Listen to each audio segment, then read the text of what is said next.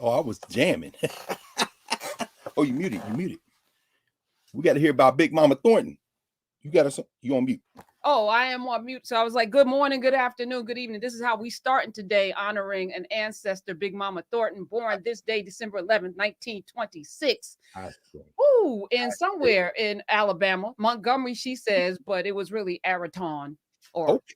Araton. But you know, it was a small town in Alabama. I'm sure it was a farming community, also known as a plantation, perhaps. I don't know. I don't know. She had to get the big city in on her thing. That's right. Montgomery, the big city.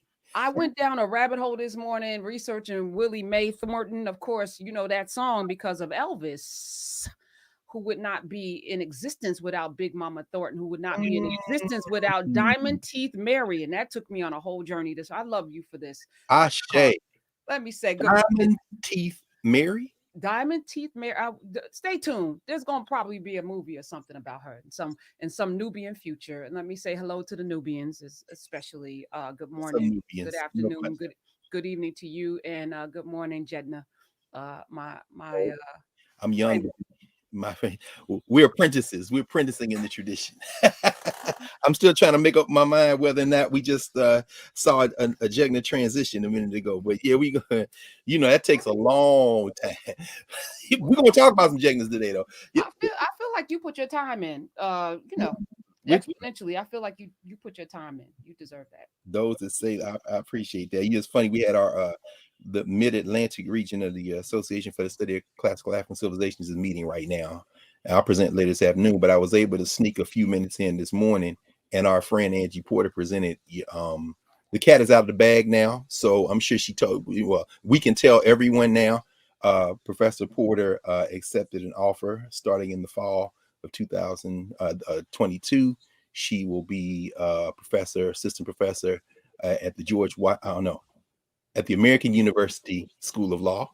Her specialty, and it's one thing when we say it in the governance structure, which is the thing that counts, but when you have the social structure forced to name the thing that you have named because you won't name it anything else, that just shows you that we will win if we stick to our guns. She is formally listed as a professor of Africana legal studies. Oh, Now, now she refused to compromise. No, this is what I'm doing. This is what now. If y'all want me, fine. If not, I go look somewhere else. Wait. So I'm saying that to say she presented this morning on African protocols, and one of the things she was talking about, looking at the ancient Egyptian and then following it through the migrations across Africa and then onto the boats and off to the boats in places like New Orleans with the Bombard and so on. She's tracing all this. It's her intellectual project. She was making the point that, there are protocols. And when you start dealing with protocols, she said, we might even need to rethink why we even use that little 3-letter word LAW. And I'm saying, so when we start talking about, but in order to do that, when you say you put in the work, this is where I was going with it. The work we put in is lifelong, and we have to recognize that it is, and it's a process. And one thing she said today was, when you meet someone, the Egyptians talk about this in the book of Untitled, when you encounter someone who knows more than you, or who is older than you, or is an elder or an official, she said, you greet them with the type of entry that recognizes that relationship. So I feel like, because we are in the same age mates and we do a lot of the same work in these different valences, we're part of that thing. And as long as there are those who are in front of us, as the Egyptians might say, then we recognize that we are co-learners in that cohort. Now, those coming who are behind us, this isn't a question of hierarchy or rank as much as it is a question of putting in the work, as you say. So I recognize that. And especially as you evoking these answers, you done brought some sisters. I'm gonna be quiet now, because you please tell us some more about how you done brought these sisters into the room. I don't want, because today we're in the social and governance structure. Yes, So, we are. Yes, we are. So I'm mindful of that. Yes. But stay tuned, because as we talked about last week, that iron sharpening iron, you knocking some dust off my spirit and awakening some things in me and allowing me to see into the future. That's what that looks like. See into the future by looking at the past. That Sankofa bird means so much to me because we can't move forward until we go back. And that thing that you just said about Angie Porter tells me we need to do a better job of sticking to who we are, because Right. this governance structure is everything. Let that child. I called her a child. I'm sorry. I know, because that's your student. So Let, that's look. Do you see the lesson in that? You know what I'm saying? I don't know if that could have happened if she didn't sit in your class. So I'm gonna say this too. You know, we have a responsibility to those of us who are teaching to make sure that we raise up Angie Porters. We raise up the next Greg Carr, the next Karen Hunter. That's our responsibility. But also those of us who are in those spaces, we should be uncompromising to a social structure that has never meant us any good. We can break the back of the social structure because we are that powerful, because we came first. Teach that lesson. Teach that lesson. Let me hold this up. Let me hold this up real quick since we celebrating ancestors. This is a uncorrected proof for those of you in publishing. You know that this is not a, you know, you have a bunch of those. These are the galleys. My friend Tracy Sherrod, who is the executive editor over at Amistad Publishing, which is a division of HarperCollins. My good friend sent me a bunch of books, including this. And I cracked this open. This is at my bedside. And I was like, Dr. Carr, I got to bring, this is Zora Neale Hurston, a set of essays that she wrote. And the title of this is, You Don't Know Us, Negroes. You don't know us. You don't know my name. I'm sorry. You better sing that. Wait a minute, hold up. I'm sorry. Alicia Keys, all due respect, young practitioner, definitely in the genealogy. All due respect to Kanye West, the genius in producing that. But let's be clear, that is Cuba Gooding Jr. and the main ingredient. When you hearing that whole song, if you find it, go ahead. When I give my love to you, and you hear that's all. Go look it up. Cuba Gooding Jr. I'm sorry, Cuba Gooding Senior. Everybody plays the fool. Hurry up this way again. Go get that song. I'm sorry, but anyway, go ahead. That just made me think about it because that whole song. Singing, I'm getting. No. I'm just thinking about it because them tight harmonies, and then that piano that comes stringing through. Y'all think that's Alicia Keys playing? No. Anyway, go ahead. I mean, not only we could bring up Hazel Scott, but we won't. Not today. My goodness! I didn't do it. Swinging on when she playing them two pianos on the same. Adam Clay Powell knew what it was, but even he can't nobody slow Hazel Scott now. Come on now. In fact, there's a great biography of Hazel Scott. I can't think of the author's name in a minute. We think about it in a minute. But I mean, Hazel Scott's politics also. Oh my goodness, Hazel Scott. But anyway, that was a footnote. Please don't let me do it. The point is, you raising Zora Neale Hurston making this assertion. You don't know us. You don't know. You don't. And I just want to, I don't read as well as you. And that's okay. I'm not working. But y'all, when the book comes out, you'll get it in the introduction. It starts off. Who wrote the introduction? She did. Zora Neale Hurston. Zora wrote the introduction. Okay, because I saw Henry Louis Gates' name on the front. Yeah, I'm gonna raise up Genevieve West. I'm gonna raise her up. I wasn't even gonna mention his name, but the only reason I say is because the library. What's the name of it? So I forget, the Library Series of America, and I'm looking over at the one on Albert Murray. They have them all. Du Bois. They did a 2-volume anthology on Zora Neale Hurston many years ago. And before, in other words, Zora Neale Hurston has been anthologized several times.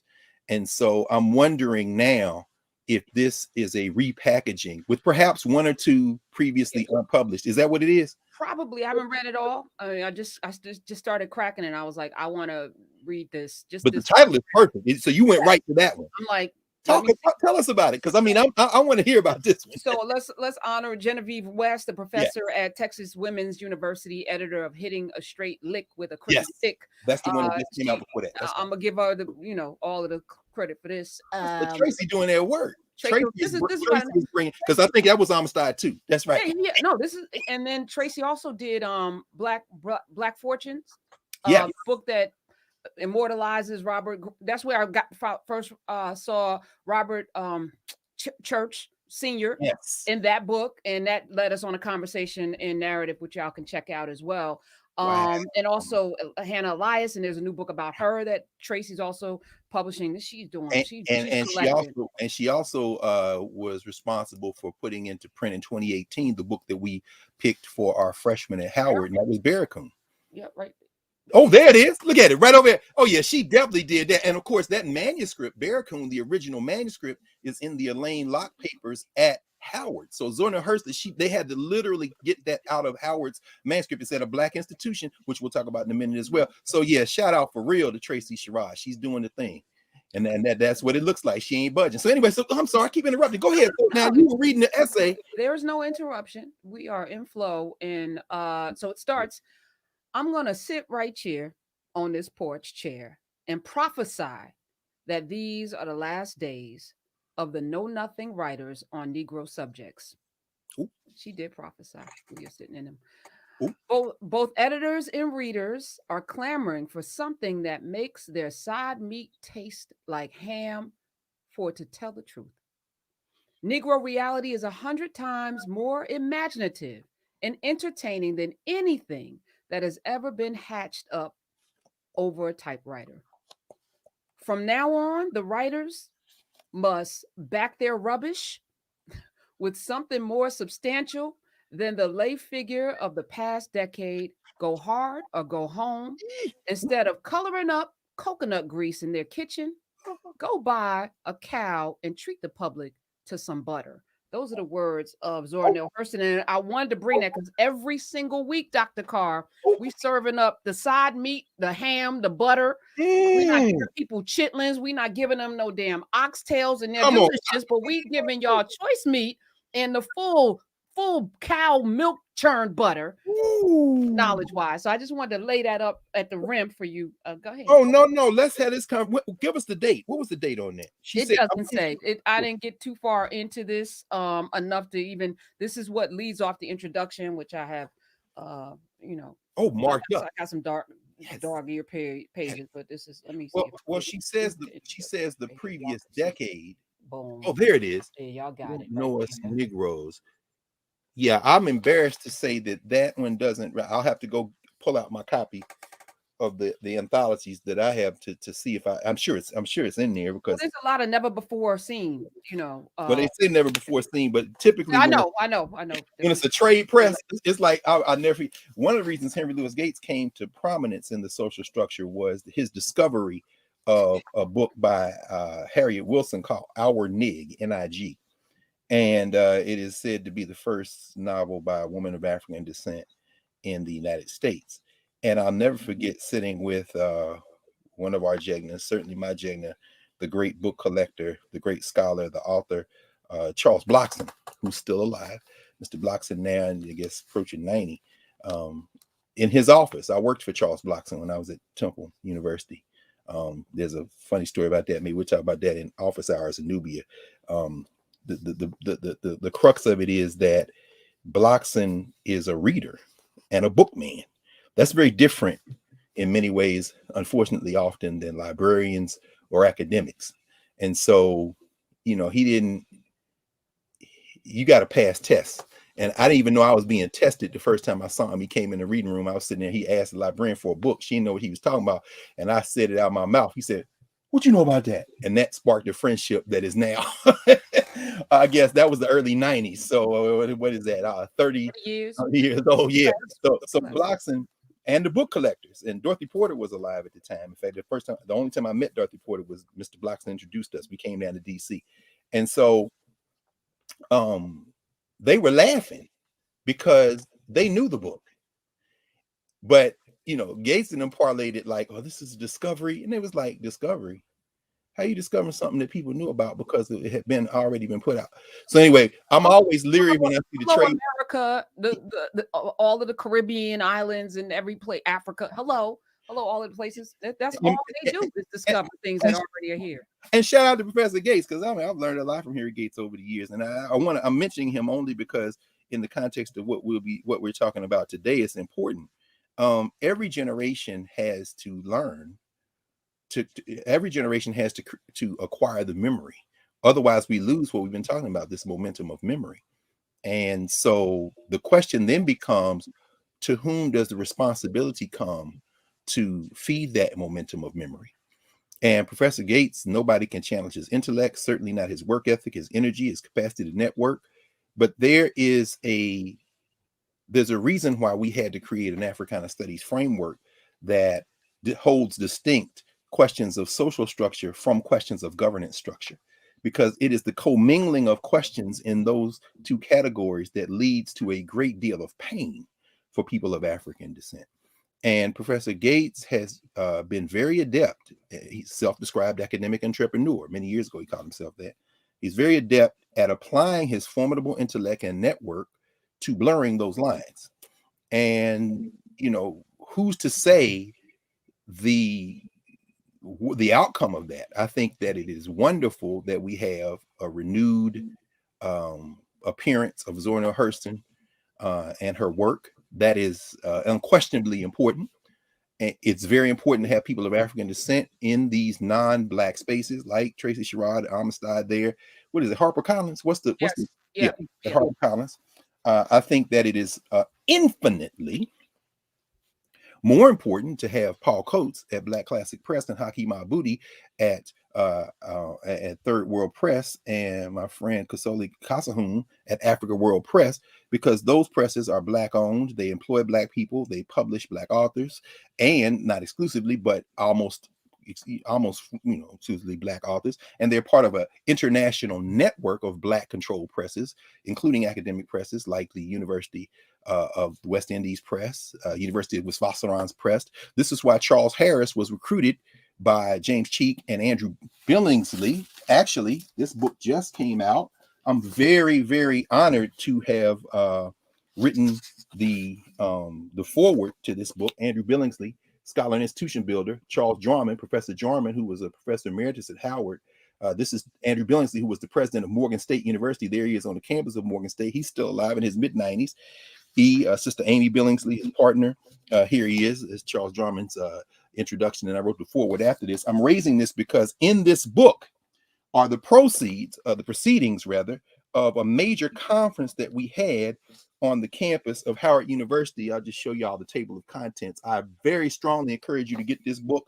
Black Classic Press just published it this year, 2021.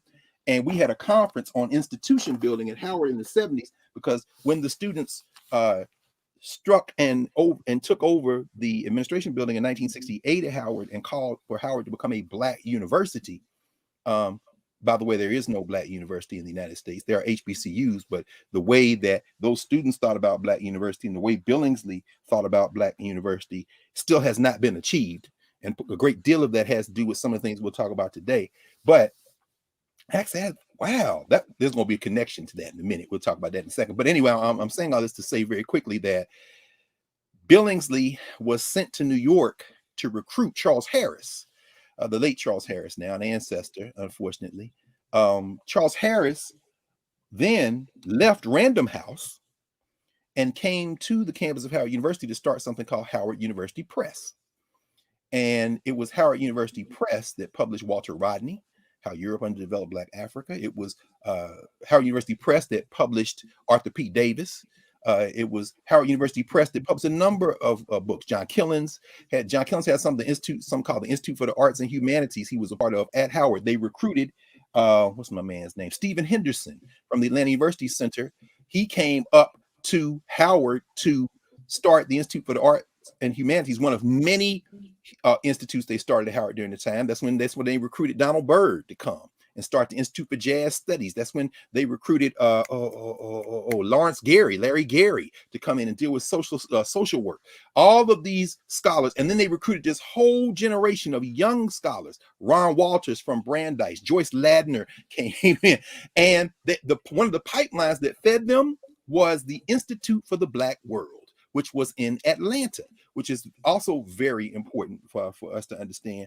But at any rate, I'm saying all that to say that the idea was, if it's going to be a Black university, it needed to be Black. And if we're going to have white university presses, we should have Black university presses. And if we're going to have white trade presses. We should have black presses that publish that stuff as well. So it's very important to have a Tracy Sherrod at a place like HarperCollins with her own imprint, because that's a maroon space. At the same time, what Henry Gates has been very adept at doing is helping us recover in terms of new generations learning material. But at the same time, and we're going to talk about that very specifically as it relates to somebody we're going to talk about in a second, you'll see slip in the confusion. And so Professor Gates, who made his academic reputation by discovering, meaning I like the metaphor that what's my man, the Igbo writer, I see his face, Chinua Achebe, writes in his novels. There's one novel, The Arrow of God, Man of the People, I think it's Arrow of God, where the young man goes off to school and he's going to show these white people that he is as smart as they are. So he comes back home to the village and he takes from the village the sacred totem, the sacred symbol of their community, this python, and he puts it in a box because he's going to show it to these Europeans to show that they have a culture too. But the problem is that's not the purpose of that. The purpose is to keep it there in the village. Now you want to show them something, and what you've really done is take away from your people. They need that. Them white people don't need that. And they'll put it in the museum.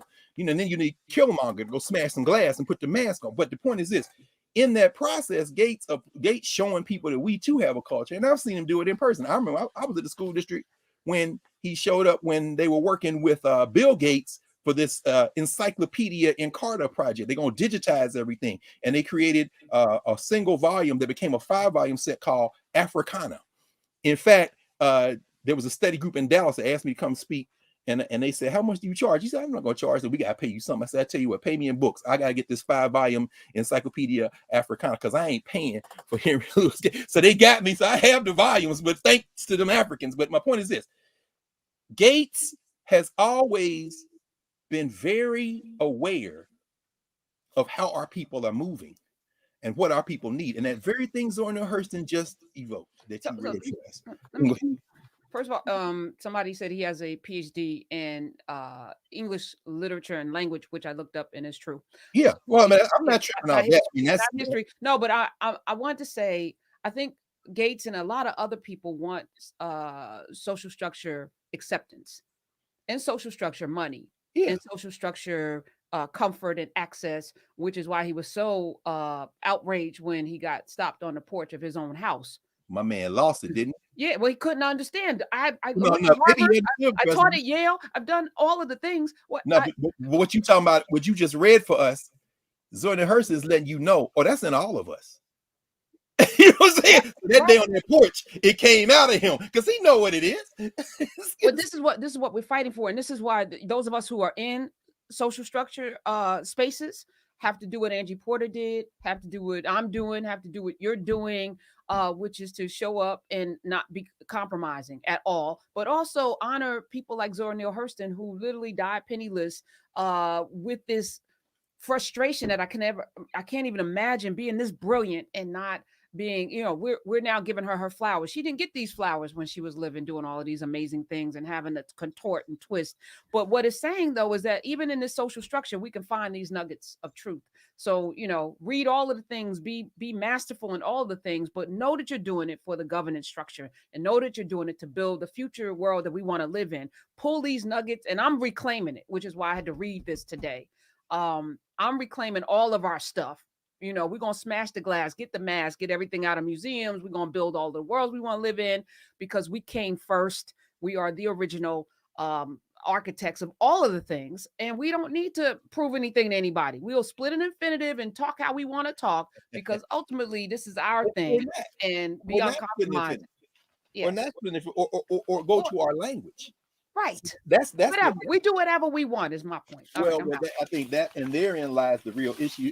That's a real issue. I'm looking at this. This was in yesterday's Wall Street Journal. They done remade West Side Story again, and I'm raising this because Joe Morgenstern wrote this, and it was interesting. The critique of this, of course, is that Stephen Sondheim, who just made Transition.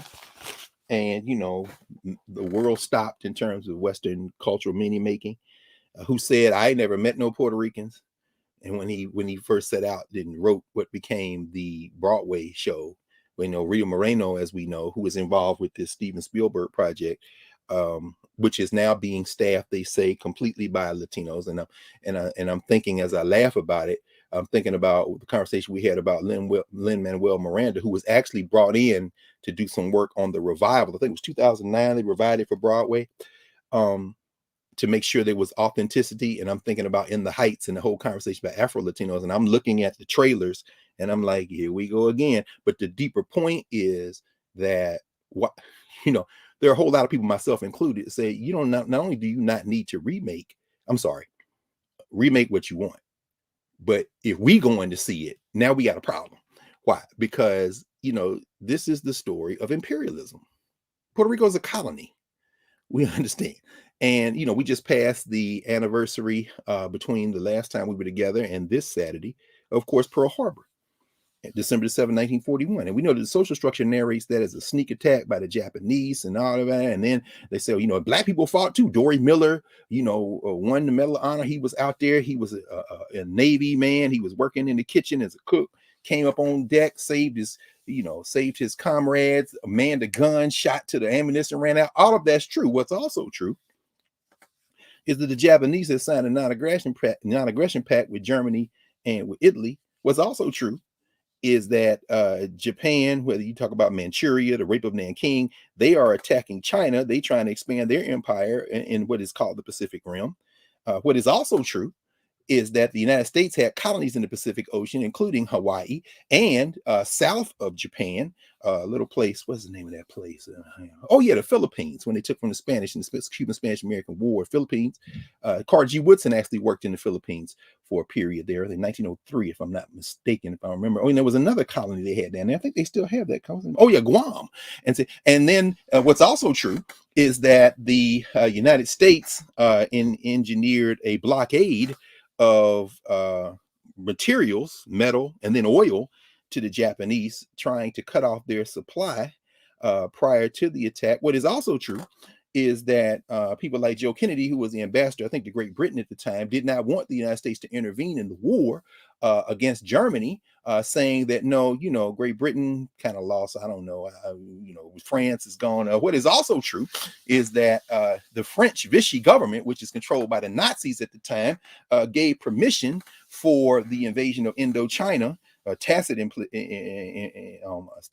permission to the Japanese.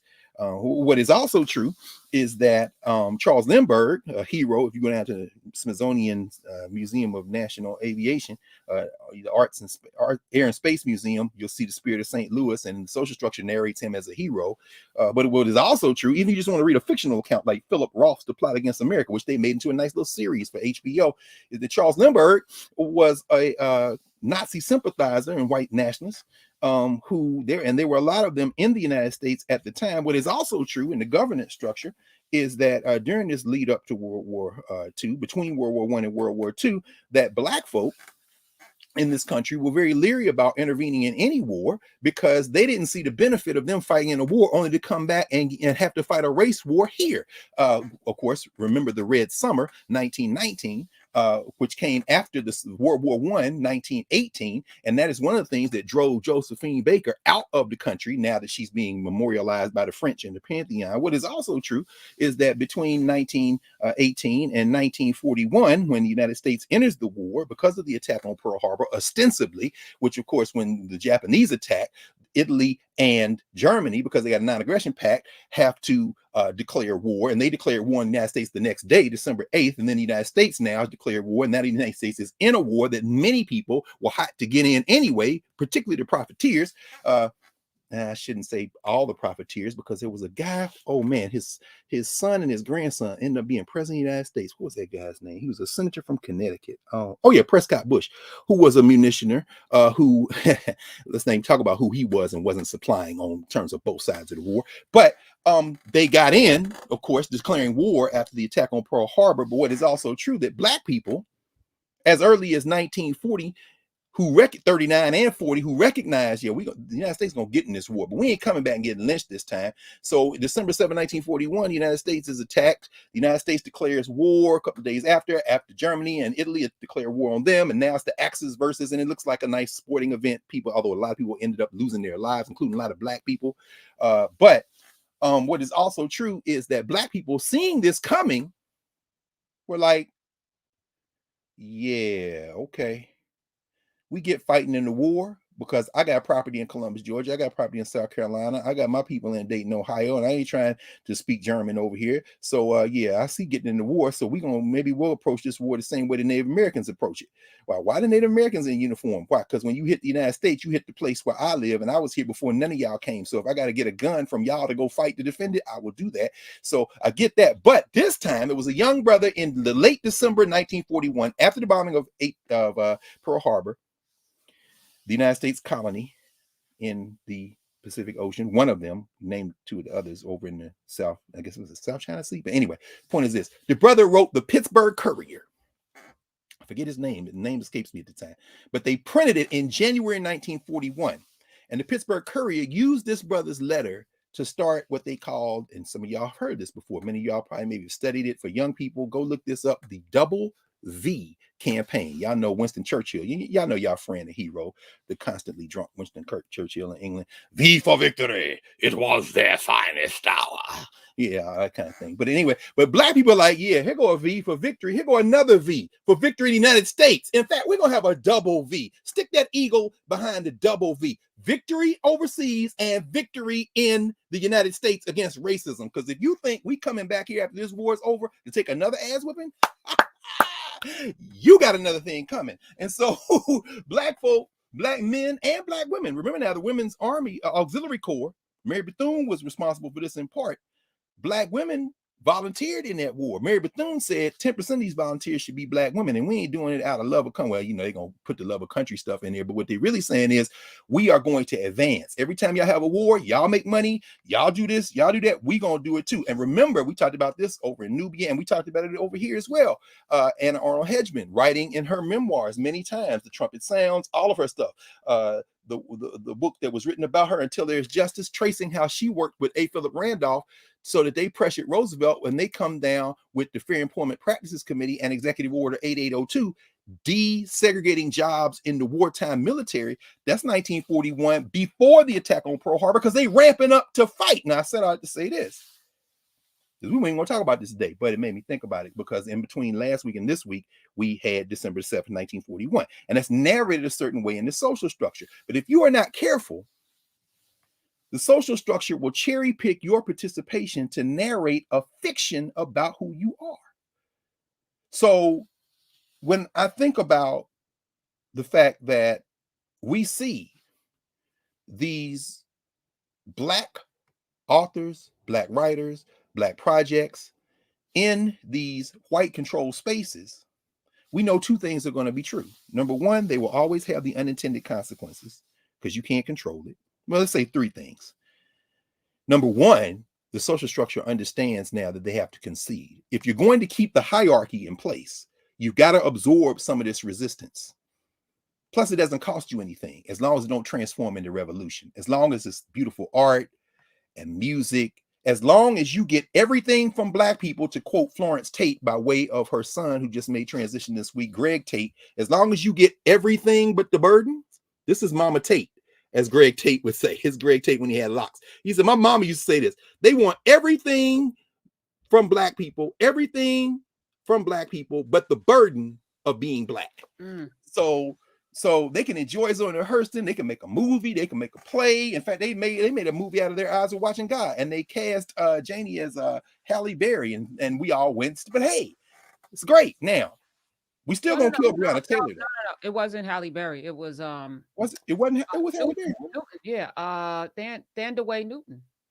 Was it Tandy Way? Tandy Way played in. Oh no, you're right. You're right. You're right. Oh, I'm sorry. No, I was thinking Beloved. I'm in a whole other thing. You are absolutely right. It was Halle Berry. No, but that's good. Let me shut my mouth. That's why. No. That's actually perfect, because that casting becomes damn near interchangeable. In fact, in this new version of West Side Story, apparently they've got an interracial gang that's fighting against the Puerto Rican gangs. And one of the critics is like, do you really think that, first of all, do y'all know that there are black Puerto Ricans? And second of all, you think that poor black people in New York would have sided with the white gangs against the Puerto Rico? Do you know any history? Do you know the Young Lords Party? Do you know what happened in Hbcus? Do you know anything about Arturo Schomburg? Do you know any? Do we really have to have that conversation? The answer is yes. Why? Because the social structure is never going to curate anything that's going to topple it from the hierarchy. So when you see a publication appear, you've got, and I said those three things, you've got a social structure, number one, that says we got to incorporate some of this resistance. So people say, well, this is progress. It's not progress, it's a concession. It's like creating a rock and roll hall of fame and then inducting everybody black, no matter what they sing or dance or do. Why? Because you created genres in the first place. And now, in order for you to maintain relevance, you want to keep throwing stuff out and bringing people back in. I'm going to talk about that in a minute too. But that's number one. Number two, what you can count on when you see these things happening, you can count on this as well. You can count on some of us who are absolutely committed to governance thinking, like a Tracy Sherrod, like a Greg Tate, who we'll talk about in a minute, figuring out to the best of their ability how to operate in that space and widen our space to be able to think without compromise, to work without compromise. And that is extremely heroic work. It's extremely taxing work. And it's based on personal choices that come from experience and deep thinking. And it's all very valuable. This isn't a critique of that work. I'm not one of those people who engage in staying critique, because as we say, this space that we're building is really about that work of pouring that clean glass of water. And as a result, I mean, it becomes very important, the objectives, because every generation has to constantly restate the case, of why we need to have these spaces. In fact, why we need to return to our spaces that we control. Now, I want to get into a whole conversation about sovereignty and self-determination. These are important concepts, but in many ways, they too are borrowed from Western logics. This is one of the things Angie is working on. She said, I'm not going to use the word law. I'm going to use the word protocol, because even that's not a word to use. But until we figure out ways to recover different language, and recovering language isn't just about creating your own language. Recovering language means building from momentum of memory, because that's also, as far as my way of thinking goes, that's also a bit of a trick. The idea that Black creativity can start from now and be equally forceful and equally useful as having the momentum of memory of generation of generation of generation of because every generation has thought about things, and when you connect those things together, you can see the good, you can see the difficult, you can see the useless now, you can see the very useful now, and you can have a conversation with yourself. That's why we have to have the governance category. So that momentum memory is very important. But again, every generation has to do that work, has to constantly restate that case. And when we see the fact that Zora Hurston, coming out of Florida, Eatonville, coming out of Howard University as undergrad, then going to Columbia University, navigating those spaces, navigating those white spaces, whether it be Franz Boas at Columbia, but working as well with Carter Woodson at the Association for the Study of Negro Life and History, who helped fund Zora Hurston to go to Alabama. Whether you read Sylvia Ann Juif's book, Dreams of Africa in Alabama, whether you read my friend Natalie Roberson's book on Africa Town, which is still there in Mobile, Alabama, or whether you read Babatunde, that Sister Sherrod, who enabled a sister named Deborah Plant, very important scholar who did the work to bring Babatunde back to print. Because Babatunde was not, again, in the spirit of our NIG, these discoveries, so to speak. Babatunde had been published in a different form in the Journal of Negro History. Why? Because Woodson helped pay for Zora Hurston to go down there and sit with Kasula Lewis. Lewis, European name, Kasula, the brother who had been a teenager when he was snatched up out of West Africa on that ship, that Barracoon, that ship, the Clotilda, and sent into, in fact, that's Natalie's book's name, the slave ship Clotilda, that brought in the last ship recorded to come into the United States, and it was during the Civil War. And so I set out to say that we see Zora Hurston grounded in Black institutions, working at the behest of Black institutions like the Association for the Study of Negro Life and History, who then is able to go record this brother. And when you read Babatunde, as we say, it's just such a striking story, because, I mean, and near the end, she says, "Can I take your picture?" to the elder. The elder's wife has made transition the elders' child, their child, one of their children. I mean, you know, you think about George Floyd, Breonna Taylor, and Ahmaud Arbery. You think about Sandra Bland. You think about Laquan McDonald. You think about all the women and men who have lost their lives in recent memory. The momentum of memory will help you understand when you go back and look at the Lewis's child. These two Africans were brought over on this ship, and their child was a victim of the patter rollers in Alabama. So she gets all these stories, and then she's going there. She bring them watermelon one time. They sitting up eating watermelon. She brings it. They go out to she takes them around to give food. He, you know, I mean, all this stuff is in. She's sitting with this elder because she know the protocol. To use the word Angie is playing with now, she know the protocol. You don't just walk up on old folks, start asking them questions with a tape recorder. That's like the WPA narratives. They'll tell you whatever the hell they want you to know, and they won't tell you the truth. So it's interesting when you read that passage. Yeah, there's a distinction between the thing you think you want to consume and the thing we are. You gonna eat what I cook, or you ain't gonna eat. That's gonna be anyway. That's a lesson from Civil Rights Movement another day. But the point is that as she is taking this mouth to ear history from this Jegna, this elder who can tell her about these sisters who came in from another nation, and by nation I mean another group of black people who, if you don't go get these people, you gonna get on the boat yourself. And he don't know all that history. All he knows is that these black women came in and they were fierce warriors and they was cutting off heads, and next thing you know, I'm on a boat. All this kind of thing. So he's telling her, and then near the end she said, "Can I take your picture?" Now that's after a long time of getting to know him and him beginning to understand her, not only as someone who's interested in his story, because people come for that.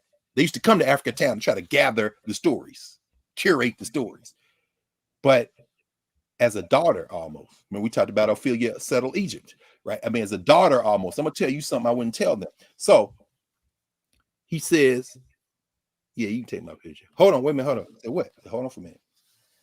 He goes down, takes off his shoes. Zora writes, "You know why he took off his shoes?" He said, "Because after the Civil War was over, we went to them white men. And it's like, the war over? Yeah. You say we free? Yeah. Okay. Put us back on a boat and let me go home." The white man was like, "I don't work that way."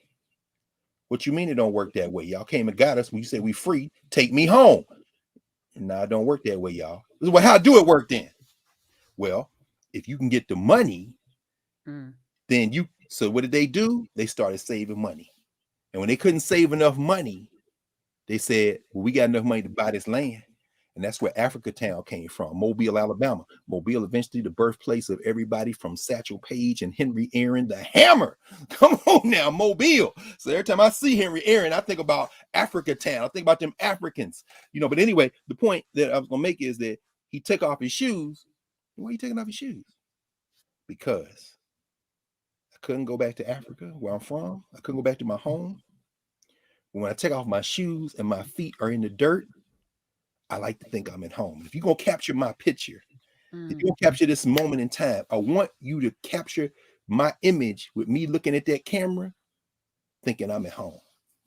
I mean, this is, you know what I'm saying? This is the momentum of memory. This man never going to see home again. Eventually, as Deborah Plant writes in the book, and then we had our Howard students go out and do this research and study this, eventually where Africa Town is in Mobile now, that's one of those places where you see environmental racism, dumping grounds. That's where they put the factories over there and all the runoff and all the and the high cancer rates and all that stuff. Right there where Kasula Lewis is buried, right there where his wife and children are buried, right there is where they're gonna dump on black. These are the black communities, these are the black cemeteries. There have been several books written about the black cemeteries in these places that become victim to highways coming through or victim to dumping grounds for chemicals. But I started to say that, you know, we were able to read Barracoon because thanks to these sisters in the Amistad imprint, we could get, I guess at that time, that year, that was 2018, so we had probably about 1,500 freshmen, but you can get them like that. Now, we have had books from black publishers, Ayikwe Armah, The Eloquence of the Scribes. It becomes difficult. He's in Senegal, his distributors in San Francisco. We told him in enough time to print enough copies. And, you know, Paul now has the printing press, Black Classic Press. So it's not just a publisher, he's a printer as well. So if you need that many books, Paul can make it happen. And say, but that's something you got to build up to.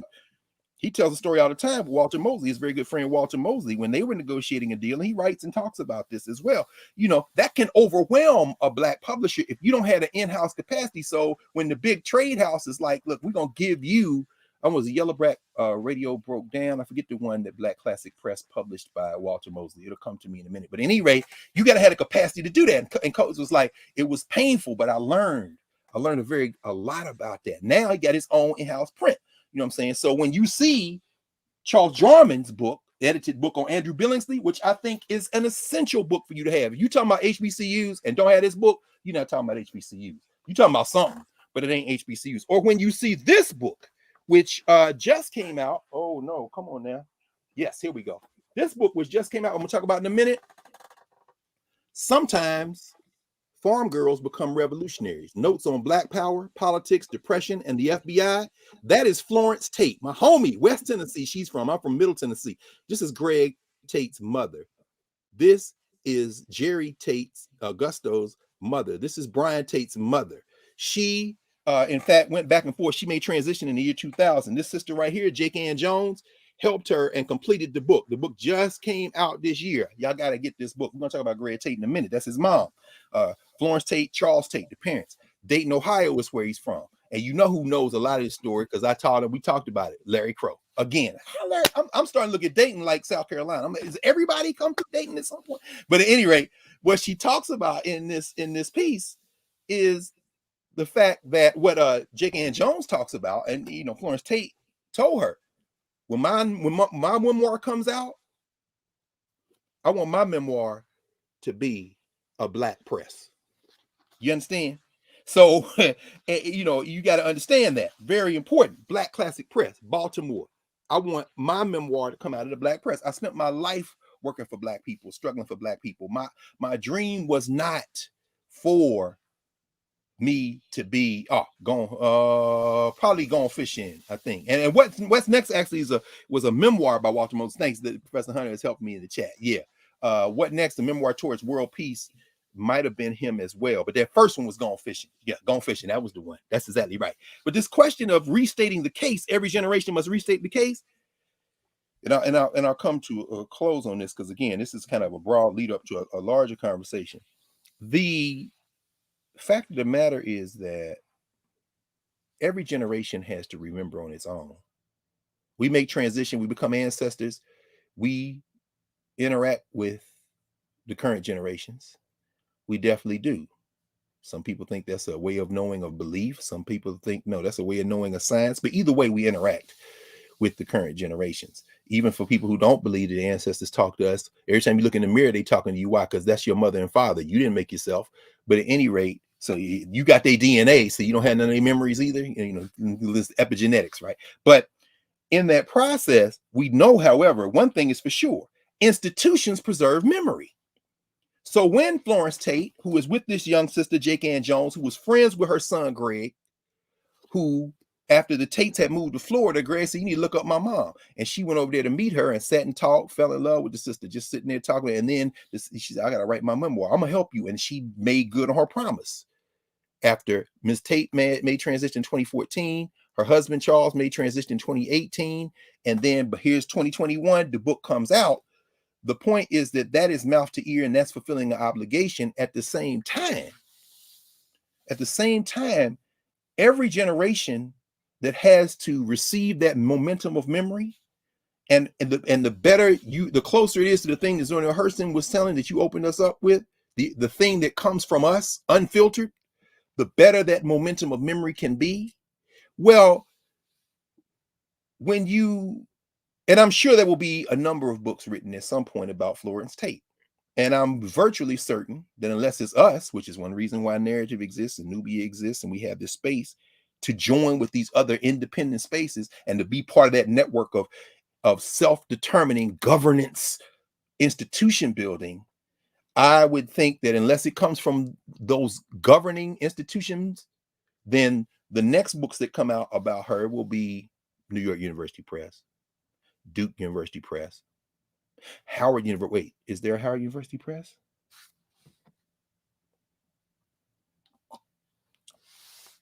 You better sip your drink. Yeah, we're gonna have that conversation another day. Because see, some people think the white man ice is colder.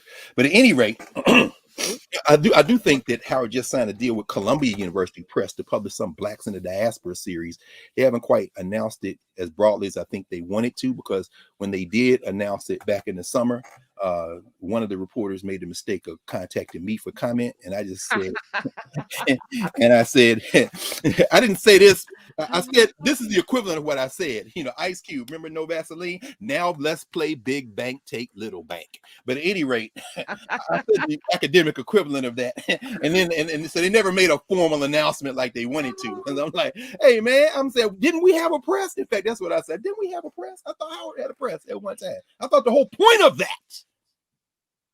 was that individuals don't be institutions. And if you ain't got no place for Tracy Sherrod to work, then she gonna carve out a maroon space over there, HarperCollins. And Henry Gates ain't but too happy to say, let's get this black stuff out, let's get this sacred python out to the broad community, so you can see the genius of Zora Neale Hurston. Here's Zora Neale Hurston literally giving y'all the middle finger, but it's being curated through a white press. Now it's got some black people working there, and so all the contradictions are playing around together.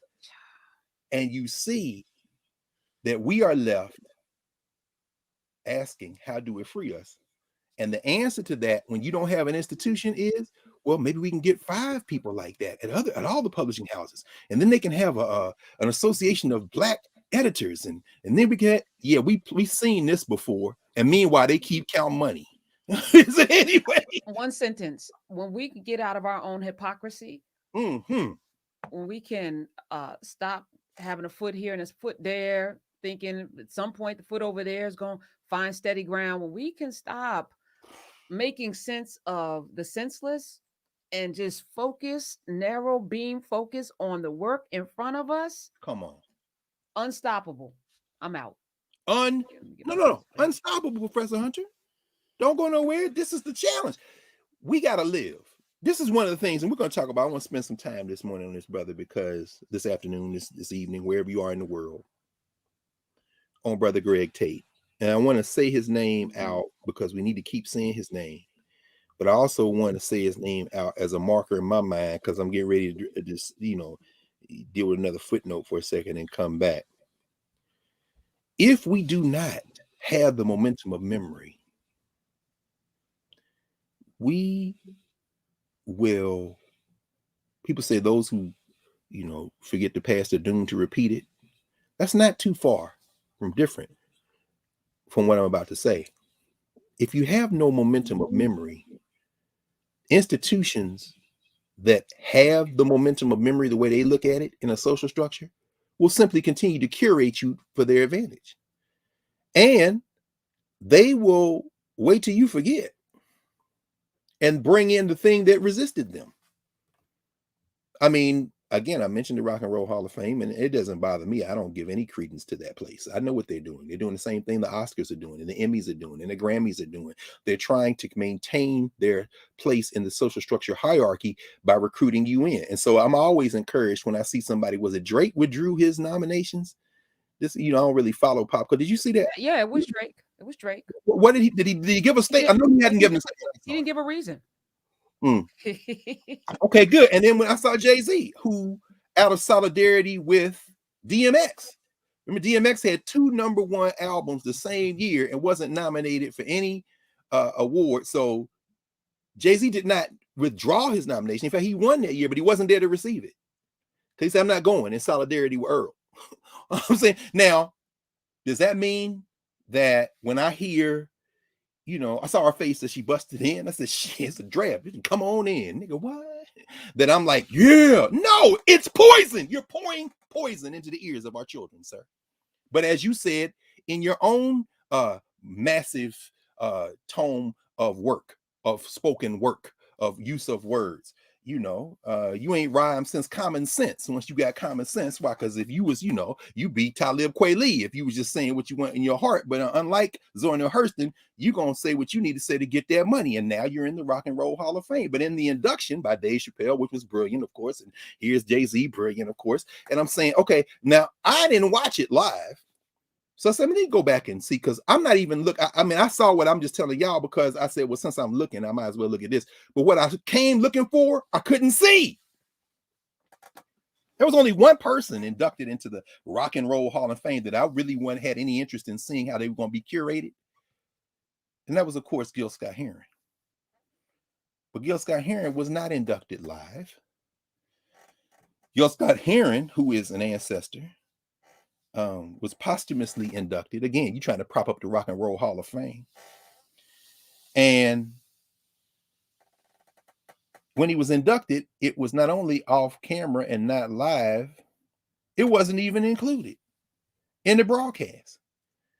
And I said, the most important person that night, none of y'all are a fraction of as important to our memory keeping as Gil Scott-Heron.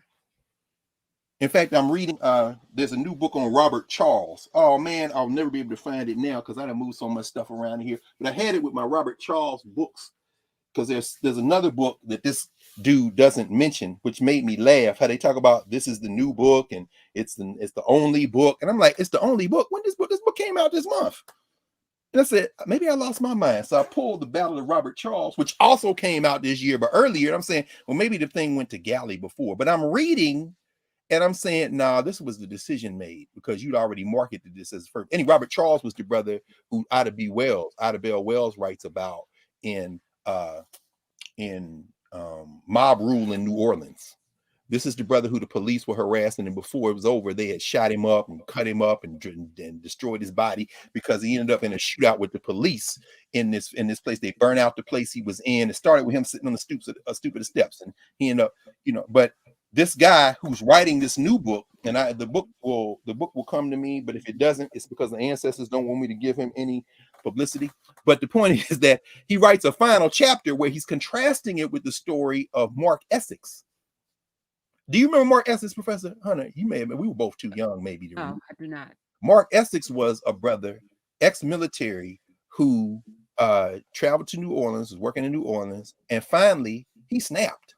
Mark Essex died on the roof of a Howard Johnson's. I remember you mentioning this in a previous class. Yes, you got to read about Mark Essex, man. But the reason most of us even knew about Mark Essex was Gil Scott-Heron when he did his Inner City Blues remix of Marvin Gaye. And then after he's singing, he then comes into a poem and he says, you ever wonder what made Mark Essex choose to fight the Inner City Blues? Yeah, Essex took to the rooftop guerrilla style and watched while all the crackers went wild. Yeah, bring in the elephant gun to block out the sun. Made the devil want to holler. Yeah, bring in them rounds and spread these goddamn blues around.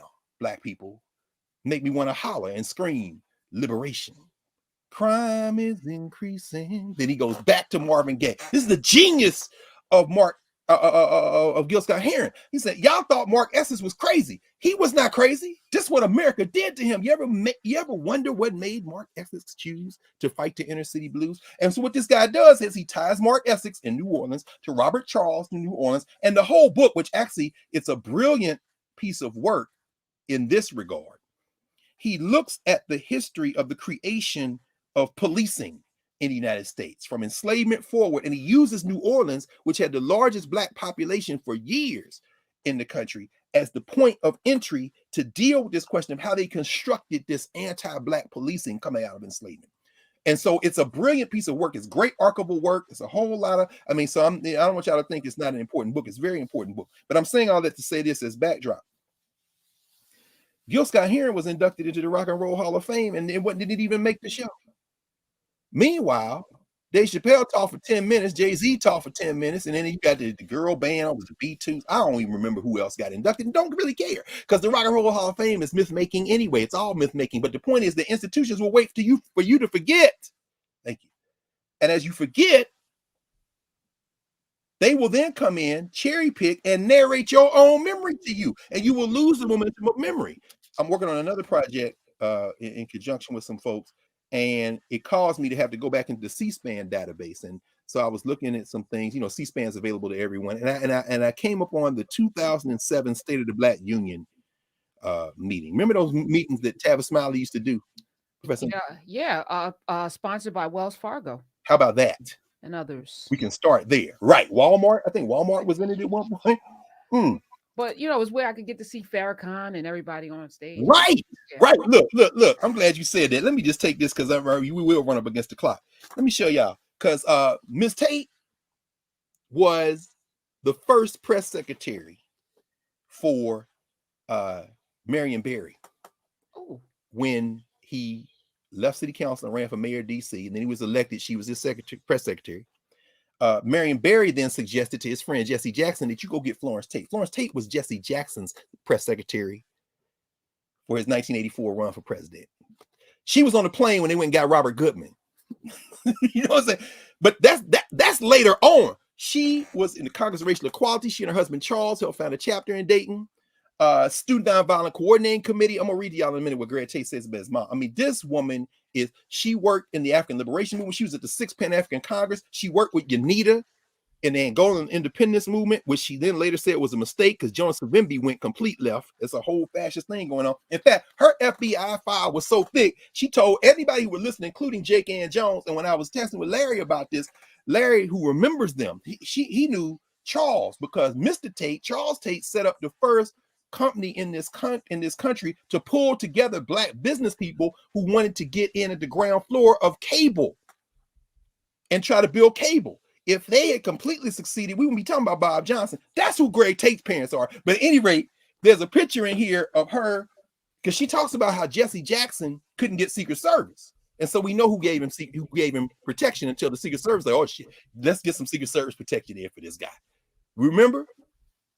Fruit of his? Okay. Exactly, the fruit of his palm. Here's a picture of Jesse at a press conference. Here is Miss Tate. Here is Walter Fauntleroy. And if you didn't know, you wouldn't know who you're seeing because you're going to see part of his face behind Walter Fauntleroy is Louis Farrakhan. Because the nation is providing the Secret Service, what the Secret Service has said, was he a serious candidate? Wait a minute, is that the fruit of Islam? Hey, we need a Secret Service detail. Because Farrakhan, when I went to see him, when he came when Jesse came to Nashville, we were in undergrad that year. It was the fruit because he hadn't gotten any. But she tells all those stories in here and more. But the reason I raised that is because you would see Farrakhan at these State of the Black unions because Kevin Smiley created some space to operate. So I'm looking at the one from 2007. They were in Jamestown. They were talking about the 400th anniversary of the landing of the Europeans in Jamestown, Virginia, 1607. In fact, they had something called the Jamestown Project, which I guess would predate the 1619 project by 12 years, although thematically it's pretty much the same. Anyway, point is this.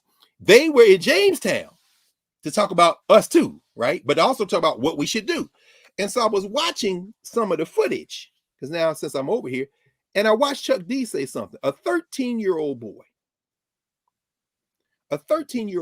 had a question from the audience and asked, what's my man? Tom Joyner. Shout out Tuskegee. Tom Joyner asked, he gave the question to Tom Joyner. Tavis is like, do we have any questions from the audience? Tom Joyner said, I got one here. He says, 13-year-old kid says, I am tired. That's the first thing. Then they all started laughing. He said, you tired? You 13? You tired? You tired? What you tired of? You know, this young cat said, I'm tired of the N-word. When can we stop using the N-word? Charles Ogletree was the first to answer. Ogletree was like, I was 9 years old first time I was called that word. And then I'm going to read you verbatim what Charles Ogletree said. I wrote it down. He said, when somebody says, he says, Charles Ogletree says, I promise you. He's talking to the boy. And he got the number wrong. He said 15, but the boy was 13. He said, I promise you that those elders like me who are here on your watch, 15-year-old, we will help to eliminate that word from the American English Dictionary and from our own vocabulary. We must do that. Then they all started clapping. That was 2007. In 2021, they're inducting people who have the N-word at the center of their whole cultural practice into the Rock and Roll Hall of Fame. And it's almost as if they never had that meeting or the one that year after in New Orleans or the one the year. And their meetings they move. We don't have the momentum of memory. And you're right. You hear Farrakhan, you hear Cornel West. And then Chuck D came behind him and said, let me tell you something. When somebody says, yeah, I turned that word around, I flipped it. Chuck D said, if you don't relish intelligence and study history and it continues to be a mystery, you got the audacity and nerve to think that you can dare to turn a word around. Come on. He said, that word was put on you when you got off those boats. It cannot be turned around. But if you don't relish intelligence and you don't study history and it's still a mystery to you, you think you can turn that word around. And I'm here to tell you right now that the Rock and Roll Hall of Fame loves that word. That they all love that word. Why? And they love it better because we give them permission to say it. Except it's not a sacred python coming from the village, but we swear we try to turn it into one. Why? Because we said, well, anything, we just start from here. We can create anything, and this is our culture. That's your culture? Really? You call your mama that? That's always my litmus test. If you say yeah, then we just need to keep feeding you clean water until we clean you out. Just if you can call your mama that, you know what I'm saying, and use it as an honorific, right? I said it with an A, not an R. Or here's my favorite.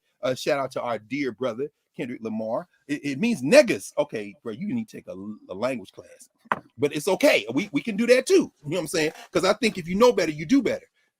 But you got to quit beating that dead horse of things. Chuck D said this, but guess what? Chuck D didn't say it. Why? Because now it's buried in the C-SPAN archive, and we've moved on like it never happened. We talking about Wakanda. So, with that in mind,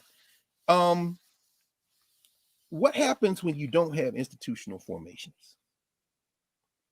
Well, that means that those of us who are shaped by institutions, or at least by formations that understand the importance of institution building, are left to our own devices. And we have geniuses. We have geniuses who, to use a metaphor from another book by Ayikwe Arma, 2000 Seasons, their best work can almost be like emptying spring water, fresh, clean water, into the desert. In other words, you can't reclaim the desert with a trickle of water. You can't reclaim the desert with a lot of water. You need an overwhelming capacity to do that, and you haven't built the overwhelming capacity. And why are you trying to reclaim the desert in the first place? There are places you can sit and drink water and be healthy, and it's not the desert. The deserts are going to exist. And that's why even today, and I'll mention this as a footnote and keep going, you know, I read the case, the decision in Whole Women's Health versus Jackson, the Texas case, because people talking about the Mississippi case, and then yesterday the Supreme Court decided the Texas case, the abortion case, that says they can you got private deputies. In fact, I'll quote Sonia Sotomayor, who says you basically got bounty hunters. In fact, what did she say? I'll read from her dissent. Texas has threatened abortion care providers with the prospect of essentially unlimited suits for damages brought anywhere in Texas by private bounty hunters. So if y'all remember that bill, SB 8, that they passed in Texas, here's the essence of the bill. If you are trying to terminate a pregnancy after 6 weeks, any private person in Texas can sue the people that help you, not just the provider of abortion, the person that gave you a ride, the person that wrote down your name, the intake person. All them people can be sued unlimited times by unlimited numbers of people in Texas, in any of the 200, I think it's 42, 43 jurisdictions in Texas. And why is that okay? Because the state of Texas said no public official is responsible. We can't enforce the law. Wait, so they can do that because the law can't be enforced? Yeah. What kind of bullshit is that? Oh, don't worry. So of course they went to the Supreme Court. They're going to Supreme Court. I won't go through the dockets from the district court to the Court of Appeals and an expedited hearing by the Supreme Court. Yesterday, the Supreme Court decided that there will be no injunction and so that law can go into effect. Now it's going to be tested on the constitutional grounds. They're setting up to overturn Roe versus Wade, of course. And this is what Justice McConnell, Gorsuch, you know, how quickly we forget the fact that Merrick Garland is not supposed to be Attorney General. He's supposed to be on the Supreme Court. But whatever you think about him or don't think about him, Gorsuch wrote the opinion, because they got the numbers now to run this. Clarence Thomas dissented in part because he would have just expedited everything. He's ready to overturn everything. John Roberts, having loosed this monster, dissents in part, and John Roberts says this: the nature of the federal right infringed does not matter. I want y'all to pause on this just for a second. This is a footnote. I'm coming back to where I was talking about in a second, because I'm mindful of the clock. So this isn't about abortion. Of course it's about abortion. And of course, it's not about abortion. This is about federalism. What does the state control? What does the federal entity control? And the United States Constitution says that the federal law is the supreme law of the land. But that's only if you can enforce it. You see? So with John Roberts now, scared, because you're a white nationalist too, but he done loosed a Frankenstein, and he realizes your little country is a lot more fragile than you want to make it look like when you're sitting there looking solemn, y'all mourning over Bob Dole and all this kind of thing. The nature of the federal right infringed does not matter. This is what Roberts said. Is abortion, the nature of the federal right does not matter. He goes on to say, it is the role of the Supreme Court in our constitutional system that is at stake. This is John Roberts. This is John Citizens United Roberts. This is John Shelby County versus Holder Roberts. This is John Roberts, who realizes, you didn't toe it up now. You didn't toe it up now. Now people are saying, well, why do you seem so happy about this? When did it ever work for you?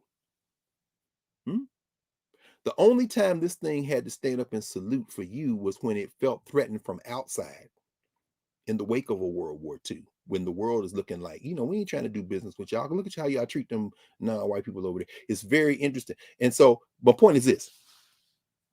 Sotomayor comes in dissent, and she says this. In fact, let me just see if I think I might have, and I am mindful of the clock, but I know I had the decision up.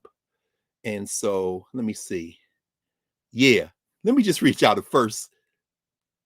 The Justice Sotomayor, she says, page 2 of her dissent, the second paragraph, first sentence. The court should have put an end to this madness months ago, before SB 8 first went into effect.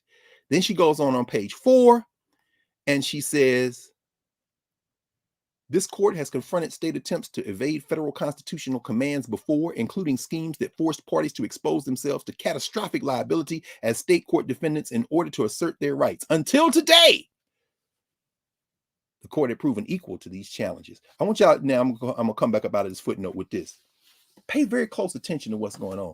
In the social structure, media, and unfortunately too much black media as well, they're going to make this about a woman's right to choose, and it is absolutely about that.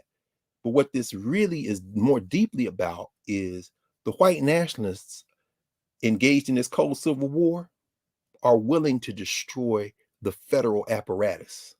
And the courts have lined up now with these judicial appointments to be in the best position they've been in since the 50s to let them. So if they break it, y'all saw the news on Professor. You probably talked about it on during the week on the show. Did y'all talk about California making an announcement they want to be a sanctuary state? No, I did not talk about that. I did not. Okay. The reason I ask is because wherever any of us come down on the right to life, women's right to choose, however you want to phrase it, California has said, well, if they're going to overturn Roe versus Wade, you can come to California to terminate a pregnancy. We'll even take public money to help you. As a matter of fact, Tanya Pinkins, our Nubian queen, yes, and who's playing Mamie Till Mobley's mom in Women's Movement, and we had a nice conversation about that. She made a suggestion that we play like a really nasty form of offense and not just offer abortions for everybody, like in these places. So we didn't talk about sanctuary states like California, but I was like, there's going to be a reverse great migration coming down the pike where people probably need to move to places where they're safe. But she was like, they want no abortions. Let's offer them for everybody. And let's be real. Like, I know she was being cheeky, but. No, but it's interesting, isn't it? It's interesting. But let's put it this way. The way she's thinking, yeah, that's the way we're going to be thinking now. Let's get Gates and them to fund it. Let's have like that's what's going to happen. Let's get what's the guy Jack and Elon Musk, and let them pour their funds into making affordable abortion. We'll have like a van that goes around these communities, and people can hop on the van and get an abortion. Like she was, she's an actress, so she. I love it. I mean, I love it in the sense that that's what we're really talking about, though. Oh, by the way, we saw, not only did Jack leave Twitter, Jack is all off into the Eastern ways of knowing now. Mm-hmm. Jack's whole thing is silence. In fact, it's the anti-Twitter. Jack just withdrew, and then the guy they put in place apparently got some real issues because he don't like y'all neither. But anyway, so Black Twitter, y'all gonna have to go gather the guy who runs Twitter. We'll see if that works. But then again, we have Nubius, so anyway, the point is this. Yes, she's not philosophically, that is exactly where we are. In fact, philosophically, that is exactly where this country has always been. I keep saying it's not a nation. It's not a nation, y'all. It is a federal state. What stitches the federal state together is consensus. And we talked about this, last week before, we talk about it all the time. But the reason we keep coming back to it is that we live in this space. And if we don't nurture institutions, we can have some of the most brilliant analysis, some of the most brilliant work, folk doing incredible stuff. At the same time, we will still be vulnerable and hostage to structures that feed their institutions, replicate them, and they have now begun to curate our memories with our help. And that's where today I want to wind up speaking just a little bit about our brother, Greg Tate. This might not be a name that you know. Well, there'll be a lot of people who know him, but there may be a lot of people who don't. Greg Tate, he was born in 1961, made transition quickly in too soon, as we would say, in New York. Do you remember the first time you heard the name Greg Tate, or what context did you know him in? From hip hop journalism, he Harry Allen, there's this cadre, and I was total governance structure, social structure. Yeah. So the paths crossed, but not directly. Okay, but you knew him, and I'm sure he knew you. I mean, love him. Yes. And there were a lot. And I mean, what would you say in terms of the 80s and early 90s? If you had to talk about Black journalists working in non-Black spaces, were there a lot of y'all? No. I mean, you think it was easy, right? So, I mean, could you, help us understand what that was like? We talked about this off mic. I tipped into it by accident because I like music. So I became the de facto hip hop and R&B writer for the Daily News because they gave me extra money to do that because the music editor just never would cover anything that was Black. And he had these CDs. That's back in the day. Those who are under the age of 30 may not know what a CD is, but he would have them piled up on his desk. And I would just go by and pick through them. And he was like, just write for us. And then they'll put you on the mailing list. So I was like, okay. All right. So, I actually won an NABJ award for the business. I was in the business department for the business of rap and hip hop. I did this whole 7-page. It was amazing, actually. I spent a lot of time on it, breaking down the business from the clothing to the music to the labels that were, because there were all these labels at the time. But there was a source. Yeah. And I'm going to shout out my man Ed Young, because that name doesn't get enough recognition. Ed Young. Shout out to him. Come on. And then shortly thereafter, Quincy Jones and Vibe. Right. So you got Danielle Smith, then you had, right. The emergence of that, and Torre was, kind of hovering, but there weren't a whole lot of us writing about hip hop. As a matter of fact, I became kind of well known as the first person to do a piece on Biggie. I was like the de facto bad boy person at a mainstream, newspaper like the New York Daily News. And, but I wasn't really in it. I love R&B. This hip hop thing, be driving around in a Suburban with weed, getting contact high. I was like, y'all, that wasn't my jam, Dr. Carr. Why did I just see that in my mind? Yeah. I'm like, why am I in this car with y'all? And I gotta this car. Yeah. That's some wild days, yo. I mean, you remember, so you probably crossed paths with Nelson George more than the Great. Oh yeah. But how did I forget Nelson George? Sorry, Nelson. No, because Nelson George and Greg Tate are really like the parents of the. Yes, they are. Yes, Nelson George. Yes, icon. Tell us more about that. I mean, please help us understand. Everybody you named comes after. They were trying to write like Nelson George and Greg Tate, and sounds like you, because y'all are in that pioneer class. There's nobody before you in this genre. But tell us more about that. Typical bull, though. I'm laser beam focused on. You ain't really looking at what anybody else is doing, Dr. Carr. Right. That's just how I've always rolled. So while there was respect or what have you, I might have heard the names. I might have given the sister girl nod here or there.